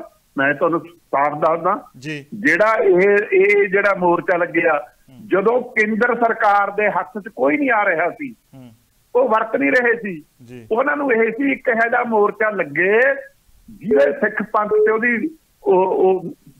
ਉੱਤਮਤਾ ਜੱਟ ਜੇ, ਫਿਰ ਅਸੀਂ ਉਹਦੇ ਨਾਲ ਸੌਦਾ ਕਰੀਏ। ਕਿਸੇ ਵੀ ਮਸਲੇ ਨੂੰ ਹੱਲ ਕਰਨ ਲਈ ਵੋਟ ਸਿਆਸਤ ਕਰਦੇ ਨੇ, ਇਨਸਾਫ ਦੀ ਸਿਆਸਤ ਨਹੀਂ ਕਰਦੇ, ਤੇ ਅਸੀਂ ਵੀ ਉਹਨਾਂ ਦੇ ਜਾਲ 'ਚ ਫਸ ਜਾਂਦੇ ਹਾਂ। ਠੀਕ ਹੈ ਮਾਲੀ ਸਾਹਿਬ, ਤੁਹਾਡੇ ਸਾਰੇ ਸਵਾਲਾਂ ਦੇ ਜਵਾਬ ਹਾਲਾਂਕਿ ਹਰਮਨ ਜੀ ਹੋਰਾਂ ਤੋਂ ਪਹਿਲਾਂ ਲਵਾਂ, ਪਰ ਮੈਂ ਪਾਲ ਸਿੰਘ ਜੀ ਹੋਰਾਂ ਤੋਂ ਜਾਊਂਗਾ। ਪਾਲ ਜੀ, ਜਿਸ ਤਰੀਕੇ ਦੇ ਨਾਲ ਮਾਲੀ ਸਾਹਿਬ ਕਹਿ ਰਹੇ ਹੈ ਗੱਲ ਕਿ ਸਰਕਾਰ ਜਿਹੜੀ ਹੈ ਉਹ ਸੌਖਿਆਂ ਤੁਹਾਨੂੰ ਵਰਤ ਰਹੀ ਹੈ, ਤੁਸੀਂ ਉਹਨਾਂ ਦੇ ਜਾਲ 'ਚ ਫਸ ਰਹੇ ਹੋ, ਔਰ ਮੋਰਚੇ ਦੀ ਕਲੈਰਿਟੀ ਕੋਈ ਨਹੀਂ ਹੈ, ਉਹਨਾਂ ਦੇ ਆਬਜੈਕਟਿਵ ਕਲੀਅਰ ਨਹੀਂ ਹੈ, ਉਹਨਾਂ ਨੇ ਘਚੋਲਾ ਪਾ ਲਿਆ ਹੈ ਸਾਰਾ। ਇੱਕ ਤਾਂ ਮੈਂ ਹਰਮਨ ਜੀ ਦਾ ਉੱਤਰ ਦੇਣਾ ਚਾਹੁੰਦਾ ਹੈ। ਉਹ ਕਹਿੰਦੇ ਨੇ ਕਿ ਮੈਂ ਚਾਹੁੰਦਾ ਕਿ ਜਿਹੜਾ ਪੰਜਾਬ ਦਾ CM ਹੈ ਸਰਦਾਰ ਭਗਵੰਤ ਸਿੰਘ ਮਾਨ, ਉਹ ਮੋਰਚੇ 'ਚ ਆਵੇ, ਗੱਲਬਾਤ ਕਰੇ। ਤੇ ਮੇਰੀ ਬੇਨਤੀ ਇਹਨਾਂ ਨੂੰ ਕਿ ਜੇ ਕੋਰਟ 'ਚ ਜਾਣ ਦੀ ਬਜਾਏ ਜਾਂ ਕੋਰਟ 'ਚ ਗਏ ਹੀ ਹੋ, ਕੋਰਟ ਕੋਈ ਆਰਡਰ ਕਰਾ ਲਓ ਕਿ ਮਾਨ ਸਾਹਿਬ ਜਿਹੜੇ ਸਾਡੇ CM ਆ ਇਹ ਮੋਰਚਾ ਦੇ ਵਿੱਚ ਆਉਣ ਤੇ ਆਣ ਕੇ ਸਾਡੇ ਨਾਲ ਗੱਲਬਾਤ ਕਰਨ, ਮੰਗਾਂ ਬਣਨ। ਮਾਲੀ ਸਾਹਿਬ ਨੂੰ ਬੇਨਤੀ ਹੈ, ਬਹੁਤ ਅੱਛੇ ਵਿਦਵਾਨ ਨੇ, ਸਿਆਣੇ ਨੇ, ਸੂਝਵਾਨ ਨੇ। ਸਾਡਾ ਜਿਹੜਾ ਮੋਰਚਾ ਲੱਗਾ, ਮੋਰਚਾ ਲੱਗਣ ਤੋਂ ਪਹਿਲਾਂ ਜਿਹੜੇ ਕਹਿੰਦੇ ਵੀ ਪੰਥਕ ਵੱਖਰੀ ਗੱਲ ਕਰਨ ਲੱਗੇ, ਅਸੀਂ ਸਾਰੇ ਹੀ ਪੰਥਕ ਲੀਡਰਾਂ ਨੂੰ ਜੀ, ਮੈਂ ਤਕਰੀਬਨ 2-2 ਵਾਰੀ ਮਿਲਿਆ, ਉਹਨਾਂ ਨੂੰ ਬੇਨਤੀ ਕੀਤੀ ਤਾਂ ਆਪਾਂ ਕੋਈ ਹੱਲ ਕਰੀਏ। ਸਾਰਿਆਂ ਕੋਲ ਸਾਈਨ ਕਰਾਏ ਆ, ਚਾਹੇ ਉਹ ਬਾਪੂ ਸੂਰ ਸਿੰਘ ਦਾ ਮੋਰਚਾ ਸੀ, ਚਾਹੇ ਸੁਖਰਾਜ ਸਿੰਘ ਦਾ ਮੋਰਚਾ ਸੀ, ਚਾਹੇ ਭਾਈ ਵਡਾਲਾ ਦਾ ਮੋਰਚਾ ਸੀ, ਚਾਹੇ ਸਿਮਰਨਜੀਤ ਸਿੰਘ ਮਾਨ ਦਾ ਸੀ। ਸਿਮਰਨਜੀਤ ਸਿੰਘ ਮਾਨ ਨੇ ਸਾਈਨ ਨਹੀਂ ਕੀਤੇ, ਉੱਦਾਂ ਉਹਨੇ ਆਖਿਆ ਕਿ ਮੋਰਚਾ ਇੱਕ ਲਾਈਏ, ਪਰ ਬਾਕੀਆਂ ਨੇ ਸਾਰਿਆਂ ਨੇ ਸਾਈਨ ਕੀਤੇ ਕਿ ਮੋਰਚਾ ਇੱਕੋ ਜਗ੍ਹਾ ਲੱਗੇ ਵੀ ਚੰਡੀਗੜ੍ਹ 'ਚ। ਇਹ ਜਥੇਦਾਰ ਜਗਤਾਰ ਸਿੰਘ ਹਵਾਰਾ ਜੋ ਸਰਬਸੰਮਤੀ ਨਾਲ ਚੁਣੇ ਸੀ, ਉਹਨਾਂ ਨੂੰ ਚਿੱਠੀ ਲੈ ਕੇ ਕਿ ਸਾਰਿਆਂ ਪਾਸ ਗਏ ਆ, ਸਾਰਿਆਂ ਨੇ ਹਾਮੀ ਭਰੀ ਹੈ। ਫਿਰ ਅਸੀਂ ਉਹਨਾਂ ਦੀ ਸਹਿਮਤੀ ਦੇ ਸਾਰਿਆਂ ਦੀ ਸਹਿਮਤੀ ਨਾਲ ਇੱਕ ਤਾਲਮੇਲ ਕਮੇਟੀ ਬਣਾਈ ਹੈ ਤੇ ਮੋਰਚਾ ਲੱਗਾ। ਇੱਕ ਬੇਨਤੀ ਹੋਰ ਕਰਨੀ ਚਾਹੁੰਦਾ, ਸਾਡੇ 'ਚੋਂ ਕੋਈ ਵੀ ਸਿਆਸੀ ਲੀਡਰ ਨਹੀਂ ਜੀ, ਨਾ ਅਸੀਂ ਸਿਆਸੀ ਲਾਹਾ ਕੱਢਣਾ ਚਾਹੁੰਦੇ ਹਾਂ। ਅਸੀਂ ਆਮ ਇੱਕ ਮਨੁੱਖ ਹੈ, ਆਮ ਇੱਕ ਇਨਸਾਨ ਆ। ਸਾਨੂੰ ਇਹ ਦਰਦ ਹੈ, ਦੁੱਖ ਹੈ ਕਿ ਮੈਨੂੰ ਖਾਸ ਤੌਰ 'ਤੇ ਮੈਂ ਆਪਣੀ ਦੱਸ ਦਿੰਦਾ ਕਿ ਮੈਨੂੰ ਪੰਜਾਬ ਬਰਬਾਦ ਹੁੰਦਾ ਦੀਦਾ ਜੀ, ਸਿੱਖੀ ਦਾ ਲਗਭਗ ਇੱਥੋਂ ਜਾਣਾ ਹੁੰਦਾ ਦੀਦਾ। ਇਸ ਕਰਕੇ ਇੱਥੇ ਮੈਂ ਇਹ ਸਿਸਟਮ ਕੋਸ਼ਿਸ਼ ਕੀਤੀ ਕਰੀਏ, ਜਦੋਂ ਇਹ ਦੇਖਿਆ ਕਿ ਇੰਨੀਆਂ ਸਾਡੀਆਂ ਮੰਗਾਂ ਨੇ, ਸਾਡੇ ਇੰਨੇ ਲੰਮੇ ਸਮੇਂ ਤੋਂ ਸਿੱਖ ਅੰਦਰ ਨੇ, ਗੁਰੂ ਗ੍ਰੰਥ ਸਾਹਿਬ ਦੀ ਵਾਰ-ਵਾਰ ਬੇਅਦਬੀ ਹੋ ਰਹੀ ਹੈ ਤੇ ਉਹਨਾਂ ਨੂੰ ਸਜ਼ਾਵਾਂ ਨਹੀਂ ਮਿਲੀਆਂ। ਬਾਈਬਲ ਕਲਾਂ ਕਿੰਨਾ ਚਿਰ ਕੋਟਕਪੂਰੇ ਗੋਲੀकांड ਦੇ ਉਹਨਾਂ ਨੂੰ ਸਜ਼ਾ ਨਹੀਂ ਮਿਲੀ, ਤੇ ਇਹ ਅਸੀਂ ਸਾਰਿਆਂ ਨਾਲ ਰਲ ਕੇ ਸਲਾਹ ਨਾਲ ਕੱਲੇ ਪਾਸ ਗਏ ਆ, ਜਿਨ੍ਹਾਂ ਦੀ ਸਾਨੂੰ ਥੋੜੀ ਬਾੜੀ ਚੰਗੀ ਜਾਣਕਾਰੀ ਸੀ। ਜਿਹੜੀ ਸਿੱਖਾਂ ਦੀ ਸੁਪਰੀਮ ਸੰਸਥਾ ਹੈ SGPC ਦੇ ਪ੍ਰਧਾਨ ਦੀ ਬੇਇੱਜ਼ਤੀ ਕੀਤੀ ਗਈ ਮੋਰਚੇ ਤੋਂ, ਉਹ ਕਿਉਂ ਕੀਤੀ ਗਈ? ਅਸੀਂ ਬਿਲਕੁਲ ਬੇਇੱਜ਼ਤੀ ਨਹੀਂ ਕੀਤੀ ਜੀ। ਮੈਂ ਤੁਹਾਡੇ ਮਾਧਿਅਮ ਤੁਹਾਨੂੰ ਦੱਸਣਾ ਚਾਹੁੰਦਾ ਹੈ, ਪਬਲਿਕ ਨੂੰ ਹੋ ਸਕਦਾ ਇਸ ਗੱਲ ਦਾ ਪੂਰਾ ਗਿਆਨ ਨਾ ਹੋਵੇ। ਰਾਤ ਨੂੰ ਸਾਡੇ SGPC ਦੇ ਪ੍ਰਧਾਨ ਦਾ ਪਤਾ ਲੱਗਾ, ਰਾਤ ਨੂੰ ਸਾਨੂੰ ਪਤਾ ਲੱਗਾ ਕਿ ਉਹ ਆ ਰਹੇ ਨੇ।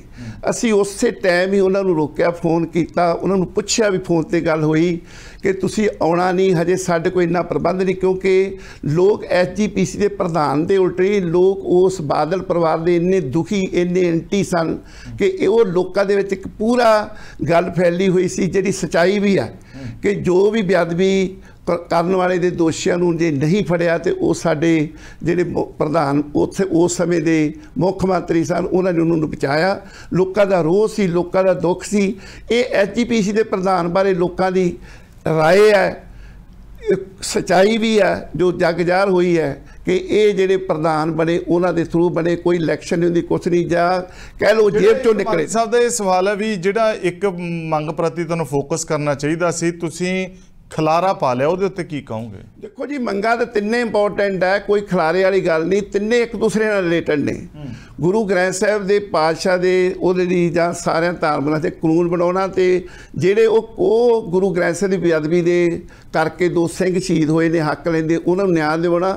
ਇਹ ਬੰਦੀ ਸਿੰਘ ਵੀ ਤਾਂ ਉਹ ਗੁਰੂ ਗ੍ਰੰਥ ਸਾਹਿਬ ਦੇ ਆਸ਼ੇ ਸਿਧਾਂਤ ਅਨੁਸਾਰ ਹੀ ਜੇਲ੍ਹਾਂ ਵਿੱਚ ਗਏ ਨੇ। ਜਦੋਂ ਉਹਨੇ ਦੇਖਿਆ ਸਾਨੂੰ ਕਿਤੇ ਨਿਆਂ ਨਹੀਂ ਮਿਲ ਰਿਹਾ, ਵੀ ਕਿਸੇ ਬੰਨੇ ਸਾਨੂੰ ਨਿਆਂ ਨਹੀਂ ਮਿਲਿਆ, ਉਹਨਾਂ ਨੇ ਉਸ ਸਮੇਂ ਦਾ ਉਹ ਕਾਰਨਾਮਾ ਕੀਤਾ। ਜੇ ਉਹ ਨਾ ਕਰਦੇ, ਅੱਜ ਬਹੁਤ ਸਾਰੇ ਨੌਜਵਾਨ ਜਿਹੜੇ ਸਿੱਖਾਂ ਦੇ ਸਿਰਾਂ ਤੇ ਦਸਤਾਰਾਂ ਨਹੀਂ ਹੋਣੀਆਂ। ਜੋ ਉਦੋਂ ਕੰਮ ਚੱਲ ਰਿਹਾ ਸੀ, ਮੈਂ ਕਿ ਇੱਥੇ ਬੇਨਤੀ ਕਰਨੀ ਚਾਹੁੰਦਾ, ਸਿਰਫ 2 ਮਿੰਟ जी 3 मिनट का टाइम मिलिया ओटावा पार्लीमेंट से भी कोई भी बंदा इहो जिहा दसे, ये 1992 की गल है जी, भी जिहड़ा दसे भी पंजाब के हालात की ने। उदों प्रैस नूं आउण दी पाबंदी सी। मैं कहा मैं 3 मिनट जी, मैं 2-1.5 मिनट च मुका दांगा, दसांगा भी फ्रेंच, अंग्रेजी ते जर्मन। मैं उत्थे कहा कि पंजाब के हालात इहो जिहे ने भी किसी भी पुलिस अफसर नूं पंजाब दे विच गन अपनी राइफल चैक करनी हो, पिस्टल चैक करना हो, उन्हें जंगल च जाण दी लोड़ नहीं, किसी जानवर ते टेस्ट करने की लोड़ नहीं। किसी भी पिंड दे विचों वो नौजवान नूं बाहर कढ़ के अपनी गन चैक कर सकते। जर्मन, फ्रेंच ते अंग्रेजी विच मैं उत्थे दस्सिया ते हाहाकार मच गई। असलीयत भी सी। जे नौजवान वो कारनामा ना करदे, उस समय के जिन्हों ने ऑर्डर ये दिता सी भी जिहड़े परने वाले सिक्खी सरूप वाले बच्चे रहन नहीं देने, सिंह रहन नहीं देने, वो जे ना करते तो शायद अज के हालात होर भी गंभीर होंदे। इस करके साडा वो मुद्दे तिन्ने जैनुइन ने, सही ने। असीं बहुत सोच समझ के सारियां बहुत सारे चंगे चंगे गुरसिखां दी राय नाल कीता। ये मैं महसूस करदा, माली साहब उन्होंने मैं कभी मिल नहीं सकिया, मूँह सामने गल नहीं हो सकी। सारे सिख चिंतित ने, फिक्रमंद ने, तो मैनू ये समझ पई है जो कुछ मैं समझिया कि हालात जिहड़े पंजाब दे पंथ दे बहुत माड़े ने। असीं कदे किसे ना भी कोई उत्थे दे सन्मान मान नूं ठेस पहुँचाउण वाला काम नहीं किया। असीं प्रधान साहब ने रोकिया, धामी साहब नूं, मेरे वकील रहे ने, मेरे नोन परसन ने, पर वो फिर भी आ गए।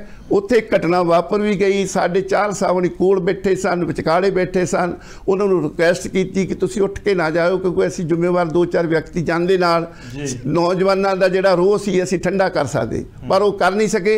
असीं फिर भी माफ़ी मंगी, धामी साहब को भी मंगी, लोगों को भी मंगी कि साडी असीं इखलाकी जिम्मेवारी चकते हैं, असीं प्रबंधक होने नाते, पर कसूर धामी साहब का जो बैठे रहिंदे असीं नाल जांदे तो शायद ये घटना ना वापरदी। ठीक है, हरमन होरां तो जरूर ये सारे सवालों के जवाब लवांगे कि जिहड़े माली साहब होरां ने किंतु परंतु कीता वो ते जिहड़ा पाल सिंह जी ने कीता। हरमन जी उम्मीद करदा आवाज़ मेरी आ रही होगी।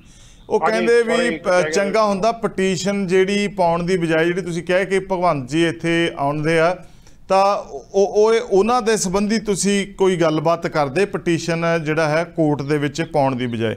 ਦੂਜੀ ਗੱਲ ਉਹਨਾਂ ਨੇ ਕਿਹਾ ਕਿ ਇਹ ਤਾਂ ਇਹਨਾਂ ਨੇ ਬੰਦ ਕੀਤੀ ਨਹੀਂ, ਉਹ ਸੜਕ ਤਾਂ ਜਿਹੜੀ ਪ੍ਰਸ਼ਾਸਨ ਨੇ ਬੰਦ ਕੀਤੀ ਹੈ। ਤੁਹਾਡੀ ਜਿਹੜੀ ਪਾਈ ਹੋਈ ਪਟੀਸ਼ਨ ਹੈ ਉਹਨੂੰ ਬੇਮਾਇਨੇ ਦੱਸਿਆ ਗਿਆ। ਦੇਖੋ ਜੀ, ਬੇਮਾਇਨੇ ਚਲੋ ਜਿਵੇਂ ਵੀ ਆਪਾਂ ਗੱਲ ਕਰ ਸਕਦੇ ਹਾਂ, ਉਹ ਕੋਈ ਪ੍ਰੋਬਲਮ ਨਹੀਂ ਹੈ। ਇਹ ਜੋ ਮੈਂ ਗੱਲ ਕਹਿ ਰਿਹਾ ਨਾ, ਕਿਉਂਕਿ ਕੋਰਟ ਦੇ ਵਿੱਚ ਵੀ ਪਿਛਲੀਆਂ 2-3 ਹੀਅਰਿੰਗਸ ਦੇ ਵਿੱਚ ਸਰਕਾਰ ਵੱਲੋਂ ਇਹ ਆਪਣਾ ਉੱਥੇ ਪੱਖ ਰੱਖਿਆ ਗਿਆ ਸੀ ਕਿ ਸਾਡੀ ਜਿਹੜੇ ਮੋਰਚੇ ਦੇ ਲੀਡਰ ਸਾਹਿਬਾਨਾਂ ਉਹਨਾਂ ਨਾਲ ਗੱਲਬਾਤ ਹੋ ਰਹੀ ਹੈ ਤੇ ਇਹ ਚੀਜ਼ ਸਾਡਾ ਆਪਸ 'ਚ ਫੈਸਲੇ ਵੱਲ ਨੂੰ ਗੱਲ ਜਾ ਰਹੀ ਹੈ। ਠੀਕ ਹੈ ਜੀ। ਤੇ ਜਿਹੜਾ ਦੂਜਾ ਇਹ ਹੈ ਕਿ ਜਿਹੜੀ ਮੈਂ ਇਹ ਤਾਂ ਇੱਕ ਲੇਮੈਨ ਵਾਲੀ ਗੱਲ ਹੈ ਨਾ ਕਿ ਜਿਹੜੇ CM ਸਾਹਿਬ ਹੈ ਉਹ ਵੀ ਇੱਥੇ ਆ ਸਕਦੇ ਆ ਤਾਂ ਸਕਦੇ ਆ, ਕੋਈ ਵੀ ਬੰਦਾ ਆ ਸਕਦਾ। ਸੋ ਇਟਸ ਜਸਟ ਕਿ ਬਈ ਇਹ ਚੀਜ਼ ਮੈਂ ਕੋਰਟ ਦੇ ਵਿੱਚ ਜੇ ਮੈਨੂੰ ਪੁੱਛਣਾ ਵੀ ਕੀ ਹੋ ਸਕਦਾ, ਰਾਈਟ, ਉੱਥੇ ਤਾਂ ਮੈਂ ਇੰਨਾ ਤਾਂ ਮੈਂ ਕਹਿ ਸਕਦਾ, ਬਟ ਉਹ ਮੇਰੇ ਕਹਿਣੇ ਦੇ ਨਾਲ ਜੇ ਉਦੋਂ ਹੋ ਜਾਂਦਾ ਫਿਰ ਤਾਂ ਮੈਂ ਕਹਿੰਦਾ ਜੇ ਸਾਰੀਆਂ ਮੰਗਾਂ ਮੰਨ ਲਓ ਤੇ ਸਾਰੇ ਆਪਣੇ ਰਾਜੀ ਖੁਸ਼ੀ ਘਰ ਜਾਣ। ਠੀਕ ਹੈ ਨਾ ਜੀ। ਉਹ ਕਹਿੰਦੇ ਉਹ ਗੱਲ ਇਹ ਹੋ ਰਹੀ ਆ ਕਿ ਜੇ ਤੁਸੀਂ ਪਟੀਸ਼ਨ ਪਾਈ, ਪਟੀਸ਼ਨ ਦੇ ਉੱਤੇ ਇੱਕਦਮ ਹੋਇਆ, ਬਹੁਤ ਸਾਰੀ ਪਟੀਸ਼ਨ ਇੱਦਾਂ ਹੀ ਲੱਗਦੀਆਂ ਨੇ ਜਿਨ੍ਹਾਂ ਦੀ ਕੋਈ ਗੱਲ ਹੀ ਨਹੀਂ ਸੁਣੀ ਜਾਂਦੀ। ਬਹੁਤ ਸਾਰੀਆਂ ਹੁੰਦੀਆਂ ਅਜਿਹੀਆਂ ਅਪੀਲਾਂ ਦਲੀਲਾਂ ਪਈਆਂ ਰਹਿੰਦੀਆਂ ਨੇ ਅਦਾਲਤਾਂ ਦੇ ਵਿੱਚ, ਕਈ ਸਾਲ ਪਈਆਂ ਰਹਿੰਦੀਆਂ ਨੇ। ਉਹਦੇ ਉੱਤੇ ਫੌਰੀ ਤੌਰ ਦੇ ਉੱਤੇ ਗੌਰ ਵੀ ਹੋਈ ਤੇ ਹੁਣ ਤਾਂ 15 ਦਿਨ ਦਾ ਜਿਹੜਾ ਨੋਟਿਸ ਵੀ ਨਿਕਲ ਗਿਆ। ਇਸ ਕਰਕੇ ਇਹਨੂੰ ਸ਼ੱਕ ਦੀ ਨਜ਼ਰ ਨਾਲ ਦੇਖਿਆ ਜਾ ਰਿਹਾ। ਦੇਖੋ ਜੀ, ਤੁਸੀਂ ਦੁਬਾਰਾ ਤੋਂ ਕਹਿ ਰਹੇ ਹੋ, ਜਿਹੜਾ ਸ਼ੱਕ ਦੀ ਨਜ਼ਰ, ਜੇ ਕੋਈ ਸ਼ੱਕ ਕਰਨਾ ਚਾਹੁੰਦਾ ਉਹਦੇ ਬਾਰੇ ਆਪਾਂ ਕੁਝ ਨਹੀਂ ਕਰ ਸਕਦੇ ਹੁੰਦੇ, ਹਨਾ। ਬਟ ਇਹ ਹੈ ਕਿ ਵੀ ਆਪਾਂ ਨੂੰ ਆਪਣੇ ਆਪ ਨੂੰ ਪਤਾ ਹੁੰਦਾ ਵੀ ਆਪਾਂ ਜਿਹੜੀ ਚੀਜ਼ ਕਰ ਰਹੇ ਹਾਂ ਵੀ ਆਪਾਂ ਉਹ ਸਾਫ਼ ਮਨ ਦੇ ਨਾਲ ਕਰ ਰਹੇ ਹਾਂ ਜਾਂ ਨਹੀਂ ਕਰ ਰਹੇ। ਮਾਲੀ ਸਾਹਿਬ ਕਹ ਰਹੇ ਸੀ ਕਈ ਸੜਕਾਂ ਵੈਸੇ ਵੀ ਮੁਰੰਮਤ ਕਾਰਨ ਜਾਂ ਹੋਰ ਕਿਸੇ ਕਾਰਨਾਂ ਕਰਕੇ ਬੰਦ ਹੋ ਜਾਂਦੀਆਂ ਨੇ, ਔਰ ਇਹ ਬੰਦ ਮੋਰਚੇ ਵਾਲਿਆਂ ਨੇ ਨਹੀਂ ਕੀਤੀਆਂ ਤਾਂ ਅੱਗੇ ਜਾਣਾ ਚਾਹੁੰਦੇ ਸੀ, ਪ੍ਰਸ਼ਾਸਨ ਨੇ ਕੀਤੀ ਹੈ। ਔਰ ਦਾਦੂਵਾਲ ਸਾਹਿਬ ਕਹਿ ਰਹੇ ਸੀ ਨੋਟਿਸ ਹੋਣਾ ਚਾਹੀਦਾ ਸੀ ਸਰਕਾਰਾਂ ਨੂੰ, ਪੰਜਾਬ ਦੀ, ਹਰਿਆਣਾ ਦੀ, ਦਿੱਲੀ ਦੀ, ਨੋਟਿਸ ਹੋ ਗਿਆ ਮੋਰਚੇ ਨੂੰ। ਦੇਖੋ ਜੀ, ਇਹਦੇ ਵਿੱਚ ਜੇ ਤੁਸੀਂ ਦੇਖੋਗੇ ਨਾ ਪਟੀਸ਼ਨ, ਤਾਂ ਉਹਦੇ ਵਿੱਚ ਸਰਕਾਰ ਵੀ ਪਾਰਟੀ ਹੈ, ਇਹ ਤਾਂ ਹੈ ਨਹੀਂ ਕਿ ਨਹੀਂ ਹੈ, ਹਨਾ। ਸੋ ਜੇ ਆਪਾਂ ਇੱਕ ਜਿਹੜਾ ਲੀਗਲ ਰਾਹ ਉਹਦੇ ਵਿੱਚ ਸਰਕਾਰ ਨੂੰ ਪਾਰਟੀ ਬਣਾਉਣਾ ਜ਼ਰੂਰੀ ਹੈ, ਬਿਕੋਜ਼ ਜੋ ਕੁਝ ਵੀ ਡਿਸੀਜਨ ਹੋਣਾ ਹੈ ਉਹ ਫਾਈਨਲੀ ਉਹਦੇ ਚ ਗਵਰਨਮੈਂਟ ਦਾ ਰੋਲ ਤਾਂ ਹੈ। ਤੇ ਜੇ ਤੁਸੀਂ ਪਟੀਸ਼ਨ ਦੇਖੋ ਤਾਂ ਜਾਂ ਰਿਸਪੋਂਡੈਂਟਸ ਦੇਖੋ, ਜੇ ਤੁਹਾਨੂੰ ਖਿਆਲ ਹੋਵੇ ਆਈ ਥਿੰਕ 2-3 ਹੀਅਰਿੰਗਸ ਤੋਂ ਪਹਿਲਾਂ ਜੀ ਡੀਜੀਪੀ ਪੰਜਾਬ ਨੂੰ ਵੀ ਉੱਥੇ ਕੋਰਟ ਵੱਲੋਂ ਸਮਨ ਕੀਤਾ ਗਿਆ ਸੀ। ਬਿਲਕੁਲ, ਹਨਾ। ਸੋ ਜੇ ਹੁਣ ਉੱਥੇ ਆ ਕੇ ਜਿਹੜੇ ਸਰਕਾਰ ਦੇ ਨੁਮਾਇੰਦੇ ਜਾਂ ਵਕੀਲ ਹੈ ਉਹ ਆ ਕੇ ਕਹਿੰਦੇ ਆ ਜੀ ਸਾਡੀ ਆਪਸ ਗੱਲਬਾਤ ਹੋ ਰਹੀ ਹੈ ਤੇ ਉਹ ਸਿਰੇ ਚੜ੍ਹਨ ਵਾਲੀ ਹੈ, ਹਨਾ। ਜੇ ਤੁਸੀਂ ਪਿਛਲੇ 2-3 ਆਰਡਰ ਖੋਲ ਕੇ ਵੇਖ ਲਓ ਉਹਦੇ ਵਿੱਚ ਇਹ ਮੈਂਸ਼ਨਡ ਹੈ। ਸੋ ਉਹ ਸੁਣ ਕੇ ਲੱਗਦਾ ਵੀ ਚਲੋ ਚੰਗੀ ਗੱਲ ਹੈ, ਸਿਰੇ ਲੱਗ ਰਹੀ ਹੈ ਤਾਂ ਵੈਰੀ ਗੁੱਡ। ਹੋਰ ਵੀ ਹਰਮਨ ਜੀ, ਪੰਜਾਬ ਦੀਆਂ ਬਹੁਤ ਸਾਰੀਆਂ ਸੜਕਾਂ ਅਜਿਹੀਆਂ ਨੇ ਕਿ ਜਿਵੇਂ ਜਗਸੀਰ ਜੀਦਾ ਹੋਰਾਂ ਦੀ ਮੈਂ ਗੱਲ ਕਰ ਰਿਹਾ ਸੀ, ਪਾਲ ਸਿੰਘ ਹੋਰਾਂ ਦੇ ਨਾਲ, ਉਹਨਾਂ ਨੇ ਲਿਖਿਆ ਸੀ ਕਿ ਲਹੂ ਪੀਣੀਆਂ ਪੰਜਾਬ ਦੀਆਂ ਸੜਕਾਂ ਆਏ ਦਿਨ ਮੌਤ ਮੰਗਦੀਆਂ, ਕੁਛ ਇੱਦਾਂ ਦਾ ਲਿਖਿਆ ਸੀਗਾ। ਉਹਨਾਂ ਬਾਰੇ ਵੀ ਤੁਹਾਡੀ ਫਿਕਰਮੰਦੀ ਉਨੀ ਰਹਿੰਦੀ ਹੈ ਜਿਹੜੇ ਰੋਡ ਐਕਸੀਡੈਂਟ ਦੇ ਵਿੱਚ ਮਰ ਜਾਂਦੇ ਆ, ਸੜਕ ਛੋਟੀ ਹੋਣ ਕਰਕੇ ਉਹਨਾਂ 'ਚ 2-2 ਫੁੱਟ ਦੇ ਖਾਂਚੇ ਹੁੰਦੇ? ਬਿਲਕੁਲ ਜੀ, ਜੇ ਤੁਸੀਂ ਦੇਖੋਗੇ ਜਿਹੜੀ ਮੇਰੀ ਡਿਫਰੈਂਟ ਏਰੀਆਜ਼ ਰਾਈਟ ਫਰੋਮ, ਜਿੱਦਾਂ ਹੁਣ ਹਾਈਵੇ ਤੇ ਜਿਹੜੇ ਦਾਰੂ ਦੇ ਠੇਕੇ ਸੀ ਉਹ ਹਲੇ ਵੀ ਸੁਪਰੀਮ ਕੋਰਟ ਦੇ ਵਿੱਚ ਦੁਬਾਰਾ ਤੋਂ ਉਹਨੂੰ 11 ਸਾਲ ਹੋ ਗਏ ਪਟੀਸ਼ਨ ਚੱਲਦੀ ਨੂੰ, ਆਰਡਰ ਵੀ ਆਉਂਦਾ ਹੈ ਤੇ ਉਹ ਤੋਂ ਬਾਅਦ ਉਹ 'ਚ ਕੋਈ ਬਦਲਾਅ ਹੋ ਜਾਂਦਾ ਤੇ ਉਹ ਚੱਲੀ ਜਾਂਦਾ।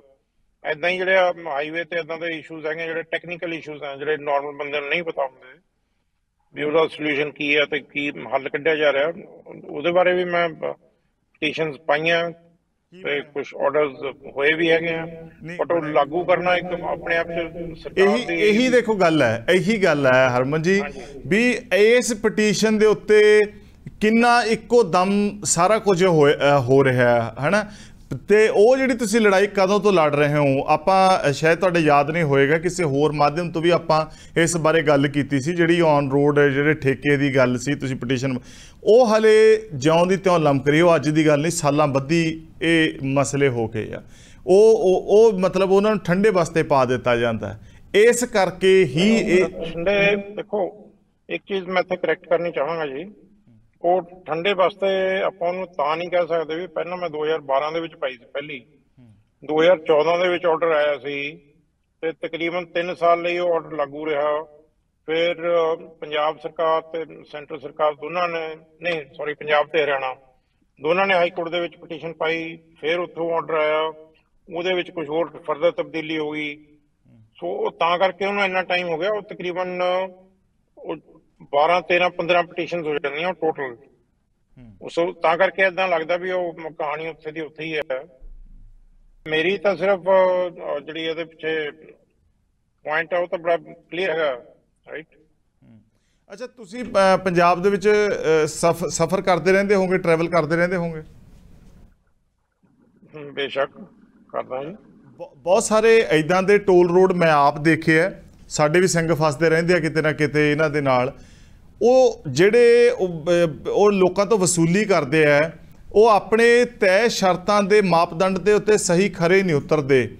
ਮਿਸਾਲ ਦੇ ਤੌਰ ਤੇ ਜਾਂ ਤਾਂ ਲਾਈਟ ਨਹੀਂ ਹੁੰਦੀ, ਜਾਂ ਉੱਥੇ ਜੈਬਰਾ ਕ੍ਰਾਸਿਸ ਨਹੀਂ ਹੁੰਦੇ, ਜਾਂ ਉੱਥੇ ਜਿਹੜੇ ਉਹ ਰੇਡੀਏਟਰ ਨੇ ਉਹ ਨਹੀਂ ਆਪਣੇ ਜਿਹੜੇ ਉਹ ਰਿਫਲੈਕਟਰ ਨੇ ਉਹ ਨਹੀਂ ਹੁੰਦੇ, ਜਾਂ ਫਿਰ ਸੜਕ ਦੇ ਉੱਤੇ ਵੀ ਕਿਤੇ ਨਾ ਕਿਤੇ ਟੋਏ ਪਏ ਹੋਏ ਹੁੰਦੇ ਆ। ਕਦੇ ਉਹਨਾਂ ਨਾਲ ਵੀ ਤੁਸੀਂ ਮੱਥਾ ਲਾਇਆ, ਕਦੇ ਉਹਨਾਂ ਨਾਲ ਵੀ ਕਿਹਾ ਵੀ ਭਾਈ ਤੁਸੀਂ ਆਪਣੇ ਤੈਅ ਸ਼ਰਤਾਂ ਦੇ ਉੱਤੇ ਕੰਮ ਤਾਂ ਕਰਦੇ ਨਹੀਂ, ਪੈਸੇ ਤੁਸੀਂ ਪੂਰੇ ਲੈਂਦੇ ਹੋ? ਬਿਲਕੁਲ ਜੀ, ਕਿਉਂ ਨਹੀਂ ਲਾਇਆ। ਇਕੱਲਾ ਪੰਜਾਬ ਨਹੀਂ, ਪੰਜਾਬ, ਹਰਿਆਣਾ, ਰਾਜਸਥਾਨ, ਨਹੀਂ ਕੋਈ ਉਦਾਹਰਨ ਦੇ ਕੇ ਗੱਲ ਕਰ ਸਕਦੇ ਹੋ ਕਿ ਫਲਾਨੀ ਜਗ੍ਹਾ ਕੀਤਾ ਤੇ ਉਸ ਤੋਂ ਬਾਅਦ ਇਹ ਚੀਜ਼ ਠੀਕ ਹੋਈ? ਮੈਂ ਹਾਂ ਤੁਹਾਨੂੰ ਉਦਾਹਰਨ ਹੀ ਦੇ ਦਿੰਦਾ ਇੱਕ। ਤੁਹਾਨੂੰ ਖਿਆਲ ਹੋਏਗਾ ਹਰਿਆਣੇ 'ਚ ਇੱਕ ਸ਼ਹਿਰ ਹੈਗਾ ਹਨੂੰਮਾਨਗੜ੍ਹ, ਉੱਥੇ 2 ਸਟੇਟ ਹਾਈਵੇ ਦਾ ਕ੍ਰਾਸਿੰਗ ਬਣਾਇਆ ਜਾ ਰਿਹਾ ਸੀ, ਫਲਾਈਓਵਰ। ਤੇ ਨਾਰਮਲੀ ਕੀ ਹੁੰਦਾ, ਫਲਾਈਓਵਰ ਦੇ ਵਿੱਚ ਕੋਈ ਉੱਤੇ ਰੁਕਣ ਦੀ ਗੱਲ ਨਹੀਂ ਹੁੰਦੀ, ਰਾਈਟ? ਕੋਈ ਲਾਈਟਾਂ ਜਾਂ ਕੁਝ ਹੋਰ ਨਹੀਂ ਹੁੰਦਾ। ਜੇ ਕੋਈ ਬੰਦਾ ਇੱਕ ਪਾਸੇ ਦੂਜੇ ਪਾਸੇ ਜਾ ਰਿਹਾ, ਉਹਨੂੰ ਬਿਨਾਂ ਰੁਕਿਆ ਬਿਨਾਂ ਕਿਸੇ ਆਬਸਟਰਕਸ਼ਨ ਤੋਂ ਨਿਕਲਣਾ ਹੁੰਦਾ। ਉਹ ਜਿਹੜਾ ਹਾਈਵੇ ਬਣਾਇਆ ਜਾ ਰਿਹਾ ਸੀ, 2 ਸਟੇਟ ਹਾਈਵੇ ਉੱਤੇ ਜਾ ਕੇ ਐਲੀਵੇਟਡ ਏਰੀਆ ਕ੍ਰਾਸ ਕਰ ਰਹੇ ਸੀ। ਉਹਦੇ ਲਈ ਮੈਂ ਆਪ, ਕਿਉਂਕਿ ਕੋਈ ਟੈਕਨੀਕਲ ਇਸ਼ੂ ਸੀ, ਜਿਹੜੀ ਜੋਧਪੁਰ ਦੇ ਵਿੱਚ ਰਾਜਸਥਾਨ ਹਾਈ ਕੋਰਟ ਹੈ, ਉੱਥੇ ਜਾ ਕੇ ਪਟੀਸ਼ਨ ਪਾਈ ਸੀ। ਉਹਦਾ ਜਿਹੜਾ ਮੁੜ ਕੇ ਡਿਜ਼ਾਈਨ ਹੈ ਉਸ ਹਾਈਵੇ ਦਾ, ਉਹ ਚੇਂਜ ਕੀਤਾ ਗਿਆ ਸੀ। ਤੁਸੀਂ ਬਹੁਤ ਸਾਰੇ ਕਾਨੂੰਨਾਂ ਨੂੰ ਲੈ ਕੇ, ਜਿਹੜੇ ਰੋਡ ਸੇਫਟੀ ਲਈ ਕਾਨੂੰਨ ਹੈ, ਉਹਨਾਂ ਦੇ ਪ੍ਰਤੀ ਜਾਣਦੇ ਹੋਵੋਗੇ, ਵਾਕਿਫ ਹੋਵੋਗੇ ਕਿ ਜਿਹੜੀ ਸੜਕ ਬਣਨੀ ਉਹਦੇ ਨਾਲ ਕਿੰਨਾ ਏਰੀਆ ਜਿਹੜਾ ਉਹ ਖਾਲੀ ਹੋਣਾ ਚਾਹੀਦਾ ਹੈ, ਉਹਦੇ ਉੱਤੇ ਕੋਈ ਕੰਸਟਰਕਸ਼ਨ ਨਹੀਂ ਹੋਣੀ ਚਾਹੀਦੀ। ਪਰ ਬਹੁਤ ਸਾਰੀਆਂ ਸੜਕਾਂ ਅਜਿਹੀਆਂ ਨੇ, ਬਹੁਤ ਸਾਰੇ ਜਿਹੜੇ ਆ ਨਵੇਂ ਰੋਡ ਨੈਟਵਰਕ ਨਿਕਲ ਰਹੇ ਆ ਕਿ ਸੜਕਾਂ ਦੇ ਉੱਤੇ ਕੰਸਟਰਕਸ਼ਨ ਹੋਈ ਹੈ। ਬਿਲਕੁਲ ਜੀ, ਉਹ ਤਾਂ ਟੋਟਲੀ ਇਲੀਗਲ ਹੈ। ਤੇ ਉਹਦੇ ਬਾਰੇ ਜਾਓਗੇ, ਮੈਂ ਤੁਹਾਨੂੰ ਕੇਸ ਦਾ ਨੰਬਰ ਦੇ ਦਾਂਗਾ ਆਲਰੇਡੀ। ਲਾਈਕ ਮੈਂ ਆਪਣੇ ਮਿਸਾਲ ਦੇ ਤੌਰ ਤੇ 2-4 ਚੀਜ਼ਾਂ ਨੇ। ਤੁਸੀਂ ਜਦੋਂ ਪਟਿਆਲੇ ਤੋਂ ਸੰਗਰੂਰ ਜਾਓਗੇ, ਰਸਤੇ 'ਚ ਭਵਾਨੀਗੜ੍ਹ ਦਾ ਏਰੀਆ ਆਊਗਾ। ਭਵਾਨੀਗੜ੍ਹ ਦੇ ਵਿੱਚ ਤੁਸੀਂ ਦੇਖੋ, ਉੱਥੇ ਪਤਾ ਹੀ ਨਹੀਂ ਲੱਗ ਰਿਹਾ ਕਿ ਸੜਕ ਦੁਕਾਨਾਂ 'ਚ ਵੜ ਗਈ ਹੈ ਜਾਂ ਦੁਕਾਨਾਂ ਸੜਕ ਤੇ ਆ ਗਈਆਂ ਨੇ। ਫਿਰ ਪੰਜਾਬੀ ਯੂਨੀਵਰਸਿਟੀ ਪਟਿਆਲਾ ਦੇ ਸਾਹਮਣੇ ਜਿਸ ਤਰੀਕੇ ਦੇ ਨਾਲ ਉਹ ਪੁਲ ਬਣਾਇਆ, ਤੇ ਥੱਲੇ ਉੱਥੋਂ ਦੇ ਜਿਹੜੇ ਲੋਕ ਹੈ, ਲੋਕਲਸ ਨੇ ਜਿਹੜੇ, ਉਹਨਾਂ ਦੇ ਵਾਸਤੇ ਜਿਹੜੀ ਵੱਡੀ ਸਮੱਸਿਆ ਖੜੀ ਹੋਈ ਹੈ, ਜਿਹੜੀ ਉਹ ਕੰਸਟਰਕਸ਼ਨ ਹੈ ਜਿਹੜੀ ਸੜਕ ਦੇ ਬਿਲਕੁਲ ਉੱਤੇ ਹੈ, ਤੇ ਉੱਥੋਂ ਜਿਹੜਾ ਰੋਡ ਦਾ ਸਾਈਜ਼ ਘੱਟ। ਸੋ ਇਹੋ ਜਿਹੀਆਂ ਵੀ ਬਹੁਤ ਸਾਰੀਆਂ ਦਿੱਕਤਾਂ ਨੇ, ਉੱਥੇ ਵੀ ਲੋਕ ਹਰ ਰੋਜ਼ ਮਰ ਰਹੇ ਆ। ਤੇ ਜਦੋਂ ਬੰਦਾ ਰਾਜਪੁਰੇ ਤੋਂ ਚੰਡੀਗੜ੍ਹ ਆਵੇ, ਜਿਹੜਾ ਉਹ ਬਾਈਪਾਸ ਹੈ, ਫਲਾਈਓਵਰ ਦੇ ਦੋਨੋਂ ਪਾਸਿਓਂ ਉਹ ਨੱਕ ਜਿੰਨੀ ਥਾਂ ਹੈ ਬਸ ਇੰਨੀ ਕੁ ਲੰਘਣ ਲਈ, ਉੱਥੇ ਰੋਜ਼ ਲੋਕ ਡੇਢ ਘੰਟੇ ਖੜੇ ਰਹਿੰਦੇ ਆ। ਮੈਂ ਆਪ ਗਵਾਹ, ਉੱਥੇ ਮੈਂ ਐਂਬੂਲੈਂਸ ਵੀ ਫਸੀਆਂ ਹੋਈਆਂ ਦੇਖੀਆਂ ਨੇ। ਬਿਲਕੁਲ, ਇਹ ਦੇਖੋ, ਇਹ ਤਾਂ ਤੁਹਾਡਾ ਪੁਆਇੰਟ ਬਹੁਤ ਵੈਲਿਡ ਹੈ। ਮੈਂ ਤੁਹਾਨੂੰ ਪੂਰੀ ਲਿਸਟ ਦੇ ਸਕਦਾ ਵੀ ਉਹ ਕਿਹੜੀ ਪਟੀਸ਼ਨ ਕਿਹੜੇ ਉਹਦੇ ਲਈ ਪਾਈ ਹੋਈ ਹੈ ਤੇ ਉਹਦਾ ਕੀ ਸਟੇਟਸ ਹੈ। ਉਹਦੇ ਬਾਰੇ ਤੁਸੀਂ ਅਲੱਗ ਤੋਂ ਕੀ ਕਰਨਾ, ਜੇ ਪ੍ਰੋਗਰਾਮ ਕਰਨਾ ਚਾਹੋ ਤੁਸੀਂ ਕਰ ਸਕਦੇ ਹੋ, ਤੁਸੀਂ ਬੁਲਾਓ, ਉਹ ਕਰਾਂਗੇ। ਪਰ ਮੇਰਾ ਮਕਸਦ ਇਹ ਸੀਗਾ ਜੀ, ਹਰਮਨ ਜੀ, ਗੱਲ ਇਹ ਹੈ ਵੀ ਇੱਕ ਸਾਡਾ ਕੰਸਰਨ ਇਹ ਸੀਗਾ, ਜਿਹੜੇ ਬਾਕੀ ਸਾਰੇ ਤੁਹਾਡੇ ਕੋ ਪੈਨਲਿਸਟ ਵੀ ਕਹਿ ਰਹੇ ਆ, ਅਗਲੇ ਸਵਾਲ ਜਵਾਬ ਤੁਹਾਡੇ ਨਾਲ ਸਿੱਧਾ ਉਹੀ ਡਾਇਰੈਕਟ ਕਰਨਗੇ ਵੀ ਇੰਨੀਆਂ ਚੀਜ਼ਾਂ ਨੇ। ਪਰ ਗੱਲ ਇਹ ਹੈ ਵੀ ਇਹ ਰੋਡ ਬੰਦੀ ਦੇ ਨਾਲੋਂ ਜਿਹੜੀ ਉਹ ਬੰਦੀ ਹੈ, ਜਿਹੜੀ ਕਿ ਮਜ਼ੀਦ ਸਜ਼ਾ ਭੋਗਣ ਤੋਂ ਬਾਅਦ ਵੀ ਬੰਦੀ ਹੈ, ਉਹ ਜ਼ਿਆਦਾ ਦੁਖਦੀ ਹੈ। ਪਾਲ ਸਿੰਘ ਜੀ, ਤੁਹਾਡੇ ਤੋਂ ਕੋਈ ਸਵਾਲ ਸ਼ਾਇਦ ਕਰਨਾ ਚਾਹੁੰਦੇ, ਕੋਈ ਦਲੀਲ ਰੱਖਣੀ ਚਾਹੁੰਦੇ? ਹਾਂਜੀ, ਮੈਂ ਇਹ ਪੁੱਛਣਾ ਚਾਹੁੰਦਾ ਹਰਮਨ ਜੀ, ਪੰਜਾਬ ਦੇ ਵਿੱਚ ਬਹੁਤ ਸਾਰੀਆਂ ਸੜਕਾਂ ਨੇ ਜਿਹੜੀਆਂ ਦੁਕਾਨਾਂ ਘਰ ਖਾ ਗਈਆਂ ਕਿੱਦਾਂ ਜੀ? 3-3 ਵੇਰੀ ਸੜਕਾਂ ਉੱਚੀਆਂ ਹੋਈਆਂ ਤੇ ਘਰਾਂ ਦੇ ਘਰ ਦੁਕਾਨਾਂ ਇੰਨੀਆਂ ਨੀਵੀਆਂ ਹੋ ਗਈਆਂ, 10-10 ਫੁੱਟ ਜਿਹੜੀ ਸੜਕ ਉੱਚੀ ਹੋ ਗਈ। ਵਿਦੇਸ਼ ਵਿੱਚ ਅਸੀਂ ਰਹਿੰਦੇ ਆ, ਉੱਥੇ ਕੋਈ ਸੜਕ ਉੱਚੀ ਨਹੀਂ ਹੁੰਦੀ, ਕੋਈ ਕਿਸੇ ਨੂੰ ਪ੍ਰੋਬਲਮ ਨਹੀਂ ਖੜਦੀ। ਤੇ ਉੱਥੇ ਕੀ ਇੱਕ ਤਰੀਕਾਕਾਰ ਹੈ ਪਾਣੀ ਦਾ, ਇਹ ਕਹਿੰਦੀ ਸਰਕਾਰ ਵੀ ਅਸੀਂ ਸੜਕ ਉੱਚੀ ਕਰਦੇ, ਪਾਣੀ ਆਉਂਦਾ। ਉਹਨਾਂ ਨੇ ਇੱਕ ਬੋਰ ਕੀਤੇ ਹੋਏ ਨੇ 500 ਗਜ ਤੇ ਪਾਣੀ ਬਾਰਿਸ਼ ਦਾ ਸਾਰਾ ਥੱਲੇ ਚਲ ਜਾਂਦਾ। ਕੀ ਤੁਹਾਨੂੰ ਪਤਾ ਵੀ ਪਿੰਡਾਂ ਦੇ ਵਿੱਚ 1, 2, 3 ਹਜ਼ਾਰਾਂ ਦੀ ਗਿਣਤੀ ਦੇ ਵਿੱਚ ਜਿਹੜੇ ਘਰ ਵਾ, ਦੁਕਾਨਾਂ, ਉਹ ਸੜਕਾਂ ਹੀ ਖਾ ਗਈਆਂ। ਕੀ ਤੁਸੀਂ ਕਦੀ ਕੋਰਟ ਦੇ ਵਿੱਚ ਡਿੱਟ ਪਾਈ ਵੀ ਇਹਨਾਂ ਘਰਾਂ ਦਾ ਜਾਂ ਇਹਨਾਂ ਕੋਠੀਆਂ ਦਾ ਜਾਂ ਦੁਕਾਨਾਂ ਦਾ ਕੀ ਕਸੂਰ ਆ, ਜਿਹੜੀਆਂ 8-8, 10-10 ਫੁੱਟ ਸੜਕ ਤੋਂ ਨੀਵੀਆਂ ਤੇ ਸੜਕ ਦੇ ਕਿਨਾਰੇ ਤੇ ਸਾਰਾ ਦਿਨ ਹੀ ਉਹਦਾ ਦਾ ਪਾਣੀ ਸਾਰਾ ਕੁਝ ਜਾਂਦਾ ਤੇ ਲੋਕ ਉੱਥੇ ਉਹਨਾਂ ਸੜਕਾਂ ਦੇ ਡੁੱਬ ਰਹੇ ਨੇ? ਇਹ ਬਿਲਕੁਲ ਜੀ, ਜਿਹੜਾ ਨੈਸ਼ਨਲ ਹਾਈਵੇ ਅਥਾਰਟੀ ਦਾ ਇੱਕ ਦਫ਼ਤਰ ਹੈਗਾ ਪੰਚਕੂਲੇ ਰੀਜਨਲ ਆਫਿਸ, ਸੋ ਉਹਦੇ ਵਿੱਚ ਵੀ ਜਿਹੜਾ ਤੁਸੀਂ ਪੁਆਇੰਟਸ ਕਹਿ ਰਹੇ ਆ, ਇਹਦੇ ਨਾਲ ਮੈਂ ਇੱਕ ਚੀਜ਼ ਹੋਰ ਐਡ ਕਰਨੀ ਚਾਹਾਂਗਾ। ਜਿੱਦਾਂ ਹੁਣ ਨਵੇਂ ਬਣ ਰਹੇ ਆ ਨਾ ਐਲੀਵੇਟਡ ਹਾਈਵੇ, ਹੁਣ ਅੱਧਾ ਪੰਜਾਬ ਪਾਣੀ ਦੇ ਵਿੱਚ ਡੁੱਬਿਆ ਹੋਇਆ ਹੈ, ਸੋ ਉਹਨਾਂ ਦੇ ਵਿੱਚ ਵੀ ਪ੍ਰੋਪਰ ਜਿਹੜਾ ਡਰੇਨੇਜ ਸਿਸਟਮ ਹੈ, ਜਿਹੜਾ ਤੁਸੀਂ ਪੁਆਇੰਟ ਹਾਈਲਾਈਟ ਕਰ ਰਹੇ ਹੋ, ਉਹ ਪ੍ਰੋਬਲਮ ਉਹਨਾਂ ਦੇ ਵਿੱਚ ਵੀ ਹੈਗੀ ਹੈ। ਸੋ ਜੇ ਪਾਣੀ ਇੱਕ ਪਾਸੇ ਦੂਜੇ ਪਾਸੇ ਨਹੀਂ ਜਾ ਸਕ ਰਿਹਾ, ਤਾਂ ਉਹ ਇੱਕ ਤਰੀਕੇ ਦਾ ਤੁਸੀਂ ਕਹਿ ਲਓ ਕਿ ਛੋਟਾ ਜਿਹਾ ਡੈਮ ਬਣ ਜਾਂਦਾ। ਉਹਦੀ ਜਿਹੜੀ ਡਰੇਨੇਜ ਆ ਉਹ ਪ੍ਰੋਪਰ ਹੋਣੀ ਚਾਹੀਦੀ ਹੈ, ਤੇ ਉਹ ਉਹਨਾਂ ਦੇ ਜਿਹੜੇ ਕੰਟਰੈਕਟਸ ਆ ਉਹਦੇ ਵਿੱਚ ਹੁੰਦਾ ਵੀ ਹੈ ਮੈਂਸ਼ਨਡ ਇਹ। ਸੋ ਉਹਦੇ ਲਈ ਤੁਹਾਨੂੰ ਇਹ ਸਵਾਲ ਤਾਂ ਪੁੱਛਿਆ ਗਿਆ ਨਾ ਵੀ ਤੁਸੀਂ ਇਹਦੇ ਵਿੱਚ ਕੀ ਕੀਤਾ, ਵੀ ਕਿਉਂਕਿ ਇਹ ਸੜਕ ਬੰਦ ਹੋਣ ਤੋਂ ਬਾਅਦ ਕਾਫੀ ਫਿਕਰ ਜ਼ਾਹਰ ਹੋਈ। ਤੁਸੀਂ ਆਪ ਹੀ ਦੱਸ ਰਹੇ ਹੋ ਵੀ ਇਹ ਕੰਟਰੈਕਟ ਦੇ ਵਿੱਚ ਵੀ ਹੁੰਦਾ, ਕਾਨੂੰਨ ਦੇ ਵਿੱਚ ਵੀ ਹੁੰਦਾ, ਪਰ ਬਾਵਜੂਦ ਉਹਦੇ ਹੁੰਦਾ ਨਹੀਂ। ਉਸ ਤੋਂ ਬਾਅਦ ਫਿਰ ਪਟੀਸ਼ਨਰ ਕੀ ਕਰਦੇ ਆ? ਦੇਖੋ ਜੀ, ਲਾਗੂ ਕਰਵਾਉਣਾ ਇੱਕ ਅਲੱਗ ਹੋ ਜਾਂਦਾ ਵੀ, ਜਿੱਦਾਂ ਹੁੰਦਾ ਨਾ ਸਟੈਪ ਬਾਈ ਸਟੈਪ ਚੈਲੰਜਸ ਹੁੰਦੇ ਆ ਬਈ। ਤੁਸੀਂ ਕਈ ਚੀਜ਼ਾਂ 'ਚ ਦੇਖੋਗੇ ਵੀ ਕੋਈ ਆਰਡਰ ਹੋ ਜਾਂਦਾ ਜਾਂ ਕੁਝ ਹੋ ਜਾਂਦਾ ਕਿ ਵੀ ਇਹ ਚੀਜ਼ ਏਦਾਂ ਹੋਣੀ ਚਾਹੀਦੀ ਆ। ਤੁਹਾਨੂੰ ਮੈਂ ਇੱਕ ਐਗਜ਼ਾਮਪਲ ਦਿੰਦਾ ਬਈ, ਜਿਹੜੇ ਵੱਡੇ ਹਾਈਵੇਜ਼ ਹੈ ਜਾਂ ਰੋਡਸ ਹੈਗੀਆਂ, ਇਹਦੇ ਵਿੱਚ ਜ਼ਰੂਰੀ ਹੁੰਦਾ ਹੈ ਕਿ ਜਿਹੜਾ ਪੈਦਲ ਚੱਲਣ ਵਾਲਾ ਉਹਦੇ ਲਈ ਵੀ ਰਾਹ ਬਣਾਇਆ ਜਾਵੇ, ਰਾਈਟ। ਉਹਦੇ ਲਈ ਜਿਹੜੀ ਉਹਦੀ ਫੈਸਿਲਿਟੀ ਹੈ। ਚਲੋ ਇਹ ਤਾਂ ਹਰਮਨ ਜੀ, ਇਹ ਤਾਂ ਉਹ ਗੱਲਾਂ ਨੇ ਜਿਹੜੀਆਂ ਹੋਣੀਆਂ ਚਾਹੀਦੀਆਂ ਨੇ, ਹੁੰਦੀਆਂ ਨੇ, ਪਰ ਨਹੀਂ ਹੋ ਰਹੀਆਂ। ਇੱਕ ਮਿੰਟ ਜੀ, ਇਹ ਮੈਂ ਤੁਹਾਨੂੰ ਤਾਂ ਕਹਿ ਰਿਹਾ ਕਿ ਤੁਸੀਂ ਇਸ ਮੁੱਦੇ ਬਾਰੇ ਪੁੱਛ ਰਹੇ ਹੋ, ਇਸ ਲਈ ਮੈਂ ਤੁਹਾਨੂੰ ਸਪੈਸੀਫਿਕਲੀ ਕੱਲੀ ਅਲੱਗ-ਅਲੱਗ ਪੁਆਇੰਟ ਬਾਰੇ ਇਹੀ ਕਰ ਸਕਦਾ ਕਿ ਜੋ ਤੁਸੀਂ ਸਵਾਲ ਕਰ ਰਹੇ ਹੋ ਤਾਂ ਜਵਾਬ ਦੇ ਸਕਦਾ। ਨਹੀਂ, ਪਰ ਉਹ ਜਿਹੜਾ ਜਿਸ ਕੰਸਰਨ ਦੇ ਨਾਲ ਸਵਾਲ ਹੈ ਜੀ, ਉਹਦੇ ਵਿੱਚੋਂ ਤੁਹਾਡੀ ਜਿਹੜੀ ਦਲੀਲ ਉਹ ਨਵਾਂ ਸਵਾਲ ਪੈਦਾ ਕਰ ਰਹੀ ਹੈ। ਤੁਸੀਂ ਉਹ ਦੱਸਿਆ ਕਿ ਜਿਹੜੀ ਨਵੀਂ ਰੋਡ ਬਣ ਰਹੀਆਂ ਨੇ ਉਸ ਤੋਂ ਬਾਅਦ ਇਹ ਸਥਿਤੀ ਜਾਪ ਰਹੀ ਹੈ, ਫਿਰ ਉਸ ਤੋਂ ਬਾਅਦ ਇਹ ਕਿ ਆਪਾਂ ਫਿਰ ਕੀ ਕੀਤਾ। ਗੱਲ ਤਾਂ ਇਹ ਸਵਾਲ 'ਚ ਸਵਾਲ ਨਿਕਲ। ਖੈਰ, ਦਾਦੂਵਾਲ ਸਾਹਿਬ ਨੂੰ ਜੋੜਨਾ ਚਾਹੁੰਦਾ, ਉਹ ਕਾਫੀ ਦੇਰ ਤੋਂ ਗੱਲ ਕਹਿਣੀ।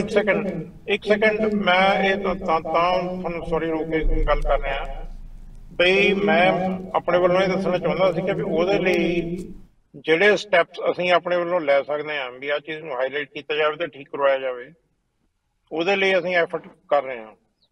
ਚਲੋ ਠੀਕ ਹੈ। ਦਾਦੂਵਾਲ ਸਾਹਿਬ,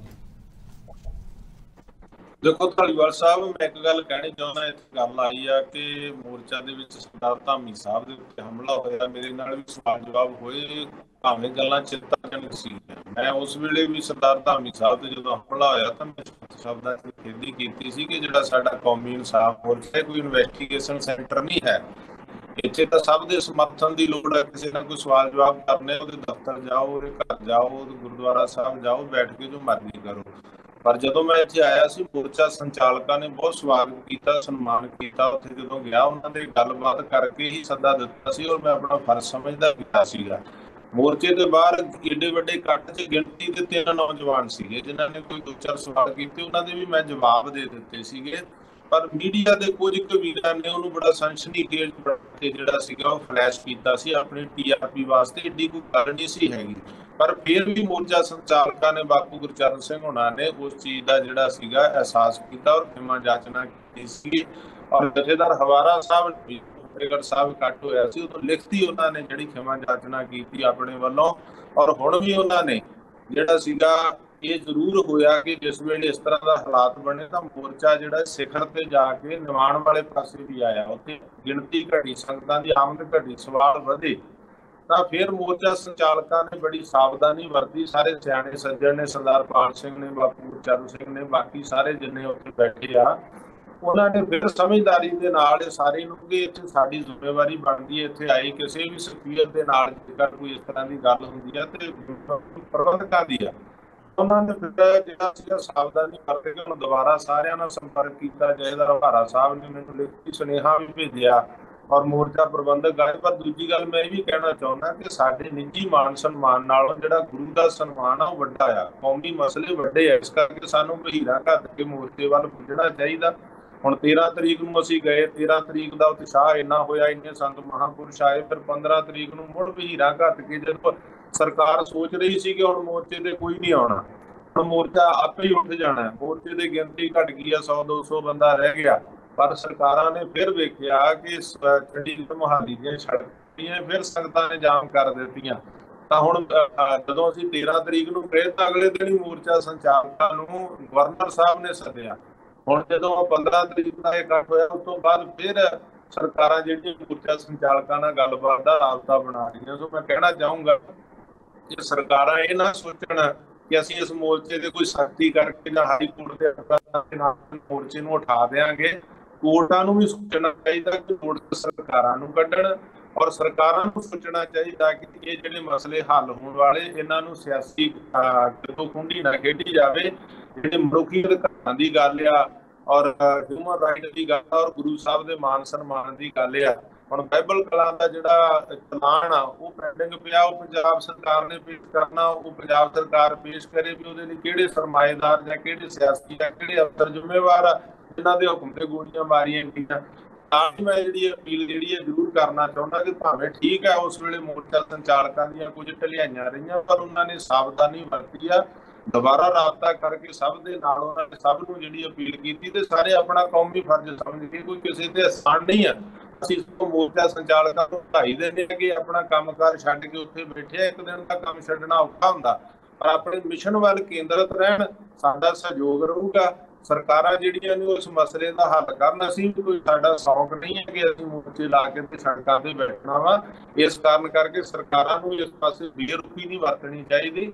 ਸਰਕਾਰਾਂ ਨੂੰ ਤਿੰਨ ਮਸਲੇ ਆ, ਤਿੰਨੇ ਮਸਲੇ ਹੱਲ ਹੋਣ ਵਾਲੇ ਆ। ਕੋਈ ਏਡਾ ਵੱਡਾ ਮਸਲਾ ਜਿਹੜਾ ਪੰਜਾਬ ਸਰਕਾਰ ਦੇ ਦਾਇਰੇ 'ਚ ਪੰਜਾਬ ਸਰਕਾਰ ਕਰੇ, ਜਿਹੜਾ ਦਿੱਲੀ ਸਰਕਾਰ ਦੇ ਦਿੱਲੀ ਕਰੇ, ਜਿਹੜੀ ਕਰਨਾਟਕ ਸਰਕਾਰ ਆ ਜੋ ਉਹਦੇ ਦਾਇਰੇ 'ਚ ਉਹ ਕਰੇ, ਤੇ ਜੋ ਕੇਂਦਰ ਦੇ ਦਾਇਰੇ 'ਚ ਆ ਜਿਹੜੇ ਵਾਅਦੇ ਕੀਤੇ ਆ, ਐਲਾਨ ਕੀਤੇ, ਉਹ ਵਾਅਦੇ ਵਫਾ ਕਰਨ ਇਹੀ ਚਾਹੁੰਦੇ ਆ। ਔਰ ਜਿਹੜੇ ਸਾਡੇ ਯੋਧੇ ਆ ਸਾਰੀਆਂ ਜਵਾਨੀਆਂ ਜੇਲ੍ਹਾਂ 'ਚ ਗੜ ਗਈਆਂ, ਉਹਨਾਂ ਨੇ ਘਰਾਂ 'ਚ ਕਿਹੜੀਆਂ ਬੰਬਾਂ ਦੀਆਂ ਫੈਕਟਰੀਆਂ ਬਣਾਉਣੀਆਂ, ਟ੍ਰੇਨਿੰਗ ਸੈਂਟਰ ਖੋਲ੍ਹਣੇ ਆ। ਉਹਨਾਂ ਰਹਿੰਦੀ ਜ਼ਿੰਦਗੀ ਆਪਣੇ ਪਰਿਵਾਰਾਂ 'ਚ, ਆਪਣੇ ਘਰਾਂ 'ਚ, ਆਪਣੇ ਪੰਥ ਦੇ ਵਿੱਚ ਜਿਹੜੇ ਸੁੱਖ ਨਾਲ ਬਤੀਤ ਕਰਨੇ, ਉਹਨਾਂ ਦਾ ਹੱਕ ਬਣਦਾ ਵਾ ਕਿ ਉਹਨਾਂ ਨੇ ਕਾਨੂੰਨ ਅਨੁਸਾਰ ਦਿੱਤੀ ਸਜ਼ਾ ਪੂਰੀ ਕਰ ਲਈ। ਤੇ ਇਹ ਮਸਲੇ ਵੀ ਕੋਰਟ ਕਚਹਿਰੀਆਂ ਕਾਨੂੰਨਾਂ ਦੇ ਘੱਟ ਆ, ਇਹ ਸਿਆਸੀ ਮਸਲੇ ਆ। ਸਿਆਸਤ ਅੱਜ ਫੈਸਲਾ ਲੈਣ ਤਾਂ ਅੱਜ ਇਹ ਮਸਲੇ ਹੱਲ ਹੋ ਸਕਦੇ ਆ। ਇਹ ਪੋਲੀਟੀਕਲ ਮਸਲੇ ਆ, ਕਾਨੂੰਨੀ ਘੱਟ ਆ। ਠੀਕ ਹੈ, ਅਖੀਰ ਦੇ ਵਿੱਚ ਮੈਂ ਮਾਲੀ ਸਾਹਿਬ ਨੂੰ ਜ਼ਰੂਰ ਇਹ ਪੁੱਛਣਾ ਚਾਹੂੰਗਾ। ਮਾਲੀ ਸਾਹਿਬ, ਤੁਹਾਡੀ ਤਜਰਬਾ, ਤੁਹਾਡੀ ਸਿਆਣਪ, ਤੁਹਾਡੀ ਸੂਝ ਕੀ ਕਹਿ ਰਹੀ ਹੈ ਕਿ ਹੋ ਕੀ ਰਿਹਾ ਹੈ ਤੇ ਇਹਦਾ ਨਤੀਜਾ ਕੀ ਨਿਕਲੇਗਾ? ਤੇ ਪਲੱਸ ਜਿਹੜਾ ਇਸ ਚਰਚਾ ਦੇ ਵਿੱਚ ਦਿੱਤੀਆਂ ਗਈਆਂ ਹਰਮਨ ਜੀ ਹੋਰਾਂ ਦੇ ਵੱਲੋਂ ਤੇ ਪਾਲ ਸਿੰਘ ਜੀ ਹੋਰਾਂ ਵੱਲੋਂ ਦਲੀਲਾਂ ਨੂੰ ਕਿਸ ਕਸੌਟੀ ਤੇ ਪਰਖਦੇ ਹੋ? ਪਹਿਲੀ ਗੱਲ ਆ, ਪਾਲ ਸਿੰਘ ਫਰਾਂਸ ਨੇ ਗੱਲ ਕੀਤੀ ਵੀ ਮੈਂ ਉੱਥੇ ਆਹ ਗੱਲ ਕੀਤੀ ਤੇ ਧੜਮੱਚ ਮੱਚ ਗਿਆ, ਰੌਲਾ ਪੈ ਗਿਆ। ਤੇ ਤੁਸੀਂ ਇਸ ਮੋਰਚੇ ਦੇ ਵਿੱਚ ਝੂਠੇ ਪੁਲਿਸ ਮੁਕਾਬਲੇ ਦੀ ਜਾਂਚ ਦਾ ਮੁੱਦਾ ਕਿਉਂ ਨਹੀਂ ਸ਼ਾਮਲ ਕੀਤਾ? ਜਿਹੜਾ ਮੁੱਦਾ ਪ੍ਰਕਾਸ਼ ਸਿੰਘ ਬਾਦਲ ਨੇ 1997 ਚੋਣਾਂ ਵੇਲੇ ਕਿਹਾ ਸੀ ਅਸੀਂ ਇੱਕ ਵੱਡਾ ਕਮਿਸ਼ਨ ਬਣਾਵਾਂਗੇ, ਅਦਾਲਤੀ ਕਮਿਸ਼ਨ, ਜਿਹਦੇ ਵਿੱਚ ਹਿੰਸਾ ਦੇ ਕਾਰਨਾਂ ਨੂੰ ਮੁਜਰਮਾਂ ਦੇ ਕਟਹਿਰੇ 'ਚ ਖੜਾ ਕੀਤਾ ਜਾਊ, ਉਹ ਵਿਧਾਨ ਸਭਾ 'ਚ ਮੁੱਕਰ ਗਿਆ। ਤੇ ਜਿਹੜੀ ਤੁਸੀਂ ਉਹ ਗੱਲ ਕਹਿੰਦੇ ਹੋ, ਹੁਣ ਤੁਸੀਂ ਸਾਰੇ ਕਿਉਂ ਭੁੱਲ ਗਏ ਹੋ ਚੋਂ ਜੀ? ਦੂਜੀ ਗੱਲ, ਤੁਸੀਂ ਇਹ ਦੱਸੋ ਤੁਹਾਡਾ ਮੋਰਚਾ ਕਿਹਦੇ ਖਿਲਾਫ ਆ? ਤੁਹਾਡੀ ਲੜਾਈ ਕਿਹਦੇ ਖਿਲਾਫ ਆ? ਲੜਾਈ ਤੁਸੀਂ ਕੇਂਦਰ ਸਰਕਾਰ ਦੇ ਖਿਲਾਫ ਸਿੱਧਤ ਨਹੀਂ ਕਰਦੇ। ਲੜਾਈ ਤੁਸੀਂ ਪੰਜਾਬ ਸਰਕਾਰ ਦੇ ਦੱਸੋ, ਪੰਜਾਬ ਸਰਕਾਰ ਨੇ ਕੀ ਕਰਨਾ ਹੈ ਬੰਦੀ ਸਿੰਘਾਂ ਦੇ ਰਿਹਾਈ ਬਾਰੇ? ਮਤਲਬ ਤੁਸੀਂ ਇੰਨੇ ਅਸਪਸ਼ਟ ਹੋ ਸਾਰੀਆਂ ਗੱਲਾਂ ਬਾਰੇ, ਮਤਲਬ ਕੋਈ ਗੱਲ ਕਲੀਅਰ ਹੈ ਨਹੀਂ। ਦਾਦੂਵਾਲ ਸਾਹਿਬ ਹੁਣ ਠੀਕ ਆ ਕਹੀ ਜਾਂਦੇ ਨੇ ਇਹਨਾਂ ਨੇ ਸਿਆਣਪ ਕੀਤੀ। ਸਿਆਣਪ ਕੀਤੀ ਜਦੋਂ ਇਹ ਮੋਰਚੇ ਤੇ ਗੰਦ ਪਾਇਆ, ਜਦੋਂ ਇੱਥੇ ਭੜਕਾਊ ਅੰਸਰ ਨੇ ਜਿਹੜੇ ਅੰਮ੍ਰਿਤਪਾਲ ਵਾਲੇ, ਦੀਪ ਸਿੱਧੂ ਵਾਲੇ ਜਾਂ ਹੋਰ, ਉਹਨਾਂ ਨੇ ਹਰ ਇੱਕ ਦੀ ਦਾੜੀ ਫੜੀ, ਪੱਗ ਰੋਲੀ। ਉਸ ਤੋਂ ਬਾਅਦ ਹਵਾਰੇ ਨੇ ਕਿਹਾ ਆਹ ਮਸਲੇ ਦੇ ਸਾਡੇ ਜਿਹੜਾ ਇਹਨਾਂ ਦੀ ਹਮਾਇਤ ਤੇ ਆਉਂਦਾ ਉਹਦਾ ਕਿਸੇ ਨੇ ਵਿਰੋਧ ਨਹੀਂ ਕਰਨਾ। ਪਹਿਲਾਂ ਕਿਸੇ ਨੇ ਜੋ ਕੀਤਾ ਨਾ ਕੀਤਾ ਉਹ ਛੱਡੋ ਤੁਸੀਂ ਗੱਲ, ਫੇਰ ਇਹ ਮਾੜਾ ਮੋਟਾ ਲੀਹ ਤੇ ਆਏ।